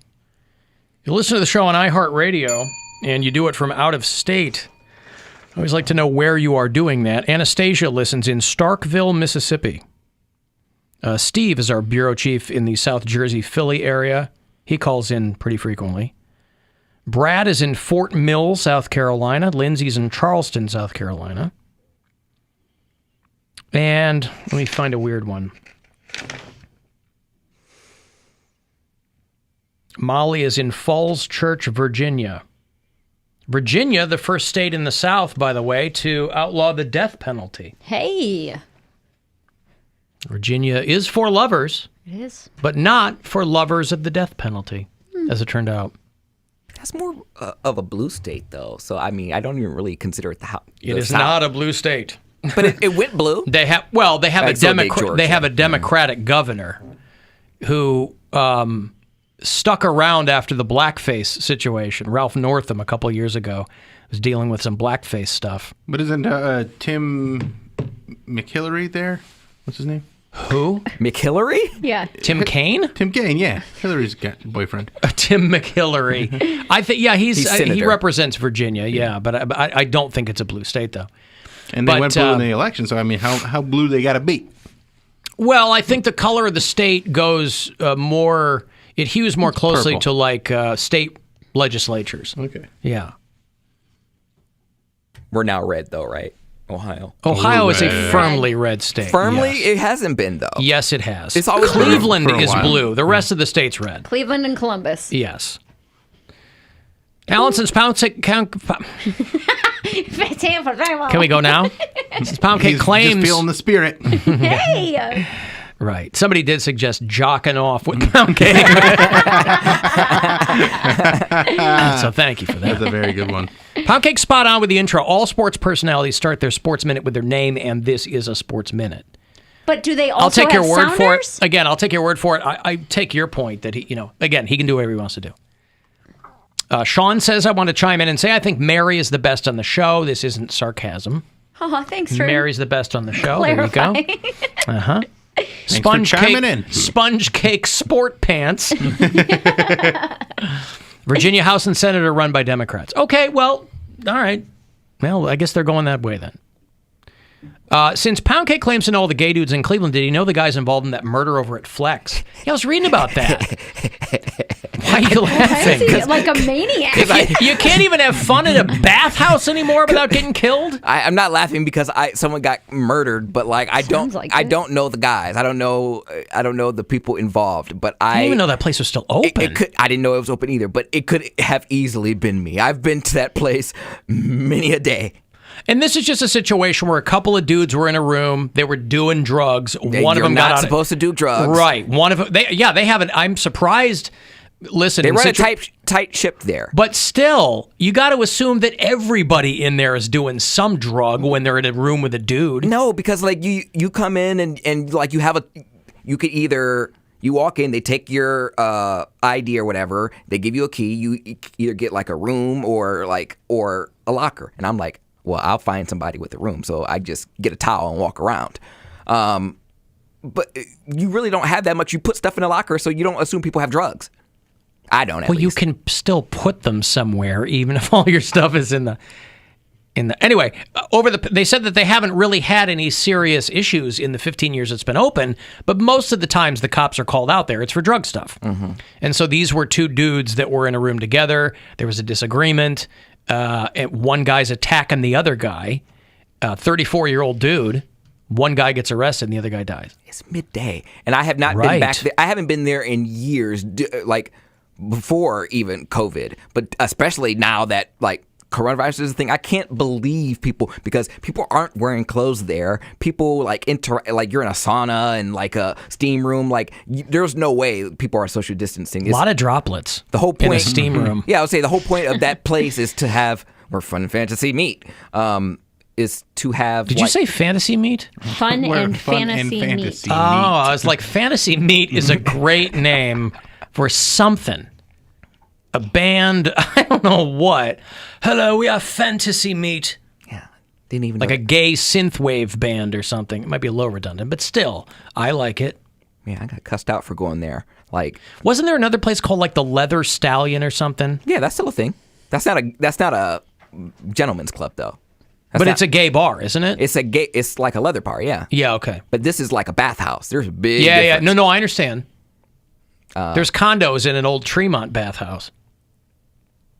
My work office is directly across the street from Flex. Unfortunately, I haven't been to the office lately. Well, it sounds like all you missed was a murder. It's a fun place. No, I get it. Bunch of hoes. That's why I got to tell you, I thought for sure when this Matt Gaetz story broke, I thought it was going to be about that fake son of his. I know, me too. Nestor, his 18-year-old son. Oh, that's him too? Yes. Oh man, he's so weird looking too. He looks like Butthead from Beavis and Butthead. Yeah, that's it. His son Nestor could get it though. He's about to be an empty nester soon. But this guy, Matt Gaetz, who's a super Trumpy Florida Republican or something down there, he said that he has an adopted son who's like 20, and but other people accuse him of just using that as a political prop, and it's not really his son, and they thought he was like his towel boy or something. Listen, for all I know, that could be on the level. But I thought that it was like that he was getting cucked by that guy. No. Okay, that wasn't that. Who was that? It's his ex-girlfriend's little brother. So I guess when he was with his girlfriend, him and the little brother got really close. But now I think there's no reason why a young, good-looking guy like that would hang out with Matt. Is it Gaetz? Matt Gaetz. I guess would hang out with him because Matt has connections and money, and the young guy is good looking, so he enjoys the lifestyle, and he probably gets all the young girls. I guess I just thought Matt Gaetz was gay. No, he's not. But I guess not, because they're talking. The story now is that he's part of an investigation into if he broke human trafficking laws for dating a 17-year-old girl and taking her places. Buying her things and right, and there are people saying, "Oh, this is just a hit because he's a Trump guy," but the investigation began under Bill Barr. Yeah, in the last months of the Trump presidency, so they were all looking into this. That he was 38 and he was taking some girl around who was 17, and a buddy of his was like the tax collector for Seminole County, who was indicted on similar charges.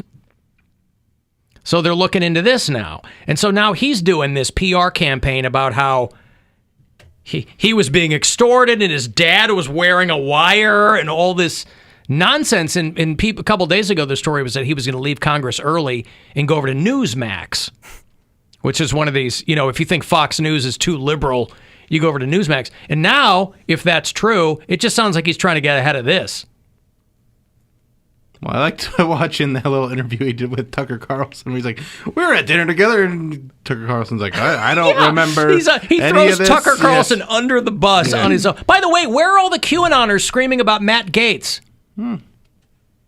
Your raison d'etre is human trafficking. The QAnon people thought that ship in the Suez Canal was full of crates of kids. It was Hillary's boat. Yes. It was Hillary's boat. I love how they immediately go to her. It's Hillary. Like, leave that old bitch alone. She's mind her business. They wouldn't have paid this much attention to her if she had become the president. That ship getting out of the dirt was the worst thing to happen to QAnon. The kids in the crates are now going to get to their destination. So Matt Gaetz is on Tucker Carlson Tucker Carlson always looks like a dog that's just been shown a card trick. He's always like cocking his head, and I find him weirdly attractive. Just like how you think Sarah Huckabee Sanders is attractive, I find him weirdly attractive, and I don't know why. Him and Ari Melber. Ari Melber. Yeah, but Ari Melber's like a good-looking dude. Tucker Carlson looks like your friend's dad. You know what I mean? Who hang out by the pool too long. But I also think Jared Kushner is hot. I like that preppy, like, I'll take my ball home with me if you don't pick me for your team. He looks like a hairless sex android. They are kind of... Jared They're Kushner. like... Those guys look like suburban dads They look to me. very Republican. Yeah. He likes that look. Just like they take you golfing and... Do you prefer bow tie Tucker Carlson to current Tucker? I don't know what bow tie Tucker Carlson... He used to wear a bow tie. Well, I didn't see that, but I just like a guy who looks like he spends most of his time in the Hamptons.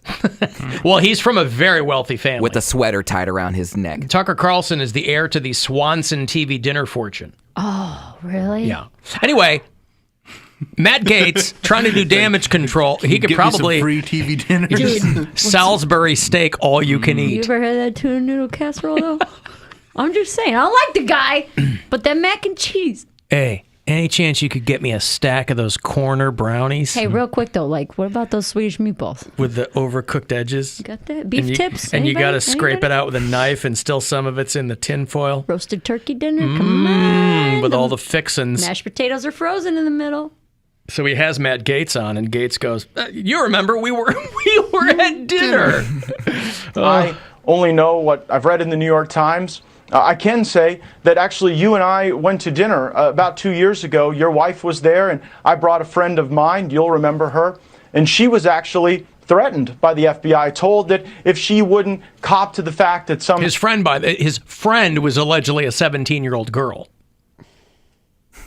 Somehow I was involved in some pay-for-play scheme that she could face trouble. And so I do believe that there are people at the Department of Justice who are trying to smear me, providing for flights and hotel rooms for people that you're dating who are of legal age is not a crime. I don't remember the woman you're speaking of or the context at all, honestly. But Nope.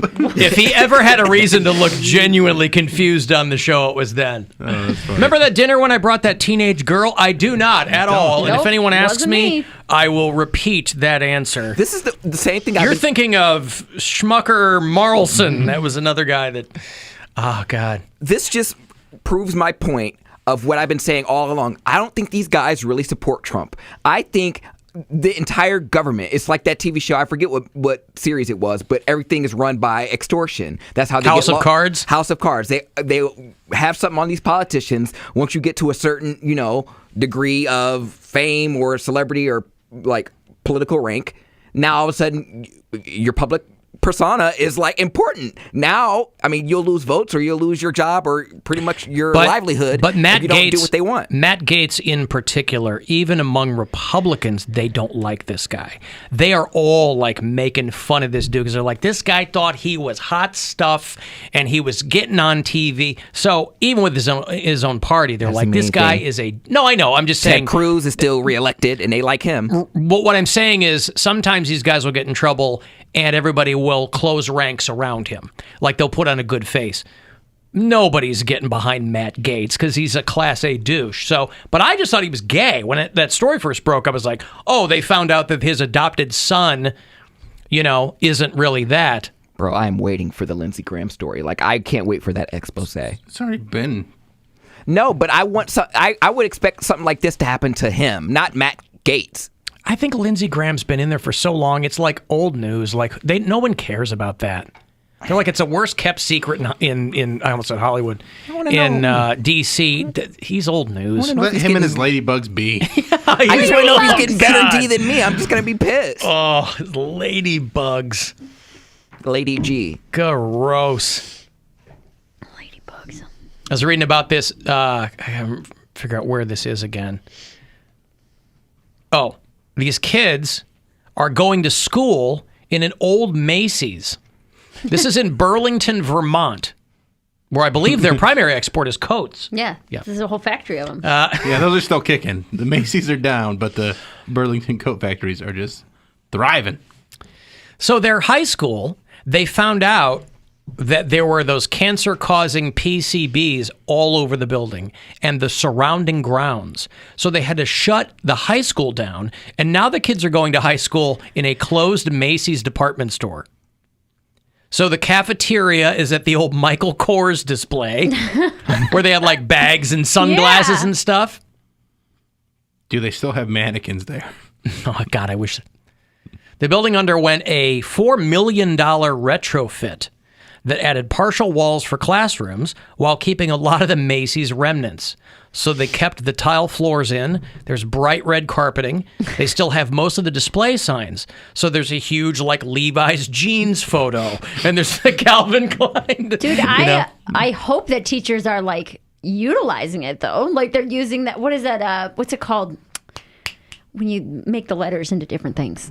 Levis. Letters into different things. L stands for this. Mnemonic E stands for device this. Like, what is that called? Do you know what I'm talking about? It's like a stick poem, but not.